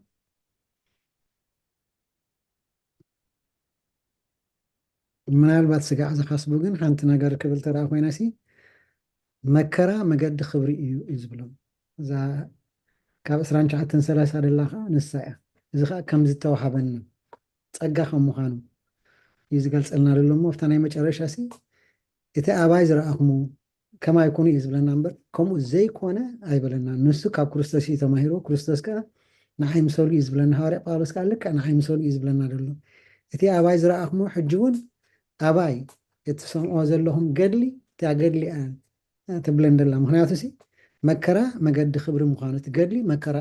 مكرايو نسو خا ما قد خبرنا مخانو مالتي ما أنت كريستوس اللي ننتر أجرنا كم زبالة النابت حقكم سالا خريستوس ما انتو مكرا دما كتصاغبو انبر بوؤ كتامن طرح ايكونن ጸጋ ዝተዋሃበኩም እቲ መከራሲ ጸጋ ይተዋሂብና ማለት እዩ ንዕኡ ተቀቢልናዮ ሓራ ኢልና ተቀቢልናዮ ተራኺና እንተራ ምእንቲ ብስም ክርስቶስ ምእንቲ ክርስቶስ ኢልና ተጸሪፍና ዲና ተገሪፍና ዲናሲ ንዓና በረኸት ምዃኑ እዩ ዝገልጸልና ደሎሞኒ ስጋዕ ካልኦት ሓሳብ ተህቡ ኢለ ونحن كنتي كل طريقة عند اللوانا عند حد يقول كم كمتي لمود أبونا بعشي مع تصويرهم ما تعالى الجورا بالكم أتصورنا. Alright, thank you مامري كلهم thank you. أبتا قصر 14 دي خرز أني حسي زبزحو كابتم أحوال دما باتما أسرتي أبغيتها صنيعم زي فرحات قال أملاخ نمنقر أزيوم دفرو نابز غزينا أخم صدليه بما أسرتي قدس أبونا أنطونيوسي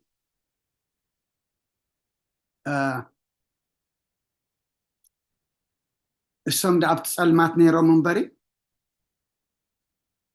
إتوم زتفت أما ما أسرت ببونا قبا أيكونن زبال ناسي ربيحنا عينا أبونا نعناتا يم كوينو منا صنعات يم كوينو منا مالتي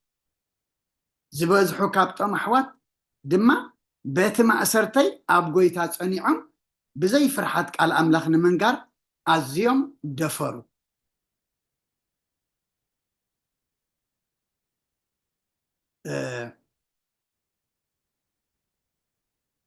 زلكا عسرتين شدشتين عمت كم تزرعنا يو كاب سسان حدن كساب سسان سلستان دلو عمت مرتي تزحي فيلو أوشتي كلتا عمتي زينا بونا ما أسرتقن عسرتين شدشت عمتي ناي بحكي تي زربحي ربيح الليو و اتزغسر دما فسيرو له ايو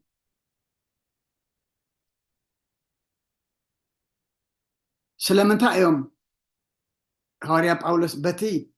ما أسرتيسي أبغيتها تصنيعهم بزي فرحات قال أملاخ نمنقر أزيوم دفيروم زبل زلو إتما أسريئو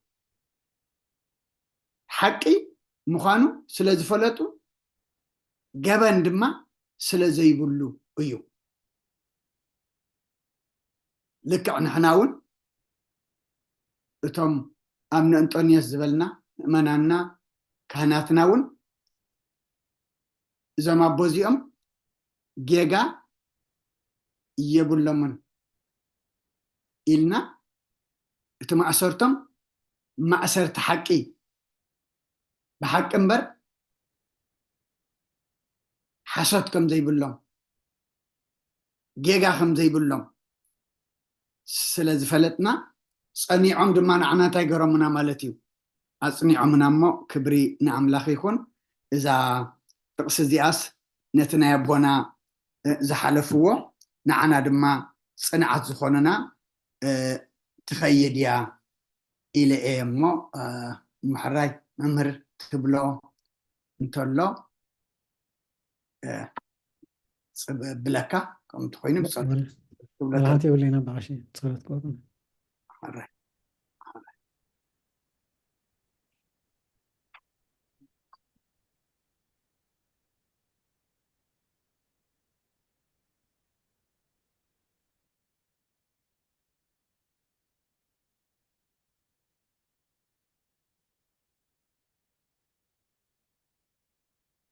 سمع أبو والد ومنفس قدس هذا أملاك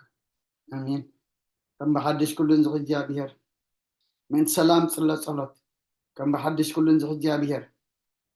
بقيتانا مدخلنا يسكر ساس من سلام زحمت اللي كل زغنات قدس بيت كريستيان لمن لنا قبل على حزب المؤمنان بزح سلام كب نقول سلام سلطان زلو እግዚአብሔር አምላኽና እዩ ምእንቲ ሰላም ጸልዩ ብሰማያት ትነብር ኣቦና ስምካ ይቀደስ መንግስትኻ ትምጻእ ፈቃድካ እንታ ኣብ ሰማይ ከምኡ ድማ ምድሪ ይኹን ዕለት መግብና ለማህበልና ናን ዝበደሉና በደሎም ከም ዘኸደግናሎም በደልና ንዕሳና እንድገልና ካብ ክፋ ድሕነና እምበር ኣብ ፈተና ይተእትወና መንግስትን ሓይልን ክብርን ንዘለዓለም ናትካ ኢማ ኣሜን ኦዝት የማርያም ብናይ ቅዱስ ገብርኤል መልኣክ ሰላምታ ሰላም ለክለኹ ሕልና ከድንግል ኢኺ ብስጋኹን ድንግል ኢኺ عند እግዚአብሔር ጽባኦት ጎይታ ሰራዊት ሰላም ለክለኹ እስኻ አንስ ብርክቲ ይፍረ ክርስኦም ምርኹ ወምልተ ጸጋ እግዚአብሔር ምሳኺ እዩ ኦፍስት ደስ በልኪ ኃጢአትና ክሰረየልና ነፍት ወድኽ ኢየሱስ ክርስቶስ ምእንታና ምሕረት ለምንልና አሜን ኦን ሁሉ እግዚአብሔር ንልነካን ማለካን አለና አንጉ ሰላም ሰላም ሀበና كل يبقى خم وجابيرات رينا سجخوا نفسنا جكان نفط بعد أملاخ بلنا كل اسم كان سمن توعنا لنا سما يزل خان سلام كعبنا شكلنا حدر أبز على من زمن مرة سلام حلو كل مرة سمن سلطان بسعود السم كسلام عبو أبزريان أنزل مكاين تعذاب كأمخرات أمتانا نتعنا ننزل وقراوتنا بكل سلام حلوهم بهدوم بعون عنوات كنبرن بكل سنة عمل خدمة نعغاني زيابير بنفرح بحاولنا كنركبن بكريستوس مسؤولنا منفس قدسن سجانا صنعتهم بوزل لك على من كل سعن نزل علم آمين حرا أملاخ محرنا ربها الأملاخ ربلنا ساعات ما عالت زبارك لنا كل شيء جابير أملاخنا ساعات زامشة دي أدم بارك لنا سانا زو عالكان مسكنك سانا تحضر رمان معقبك تتمهرنا يخلو دم أملاخنا كنتي أنا نكريستوس زمسل كوا نعيد ما مسلو زبلنا تاريخ هواريا باولوس زي كنا خنزنتوس جبر هواريا باولوس كنجبر ناي زمننا باولوس كنكونكا كنتن مهارو الكادما نعاخان خبر دو كنبللكا نسخ حجزنا نعو بيت مأسرتي أبتفل عليه فتنا زنا خيو نقول دما بحاجوس كم زقبل زقبر كيو نعنا دما أملاخنا منفس قدس كامل أنا حجوس منفس عدلنا أمسجنتي جبرنا كابزاخن مهارا زمسنا أبيت ما أسرت حجوس أبيت ما أسرت صلات أبيت ما أسرت دما مسجانا إنا خن رمسينا من إحنا دما أبزخونا خناتات أب حماق أب صبوق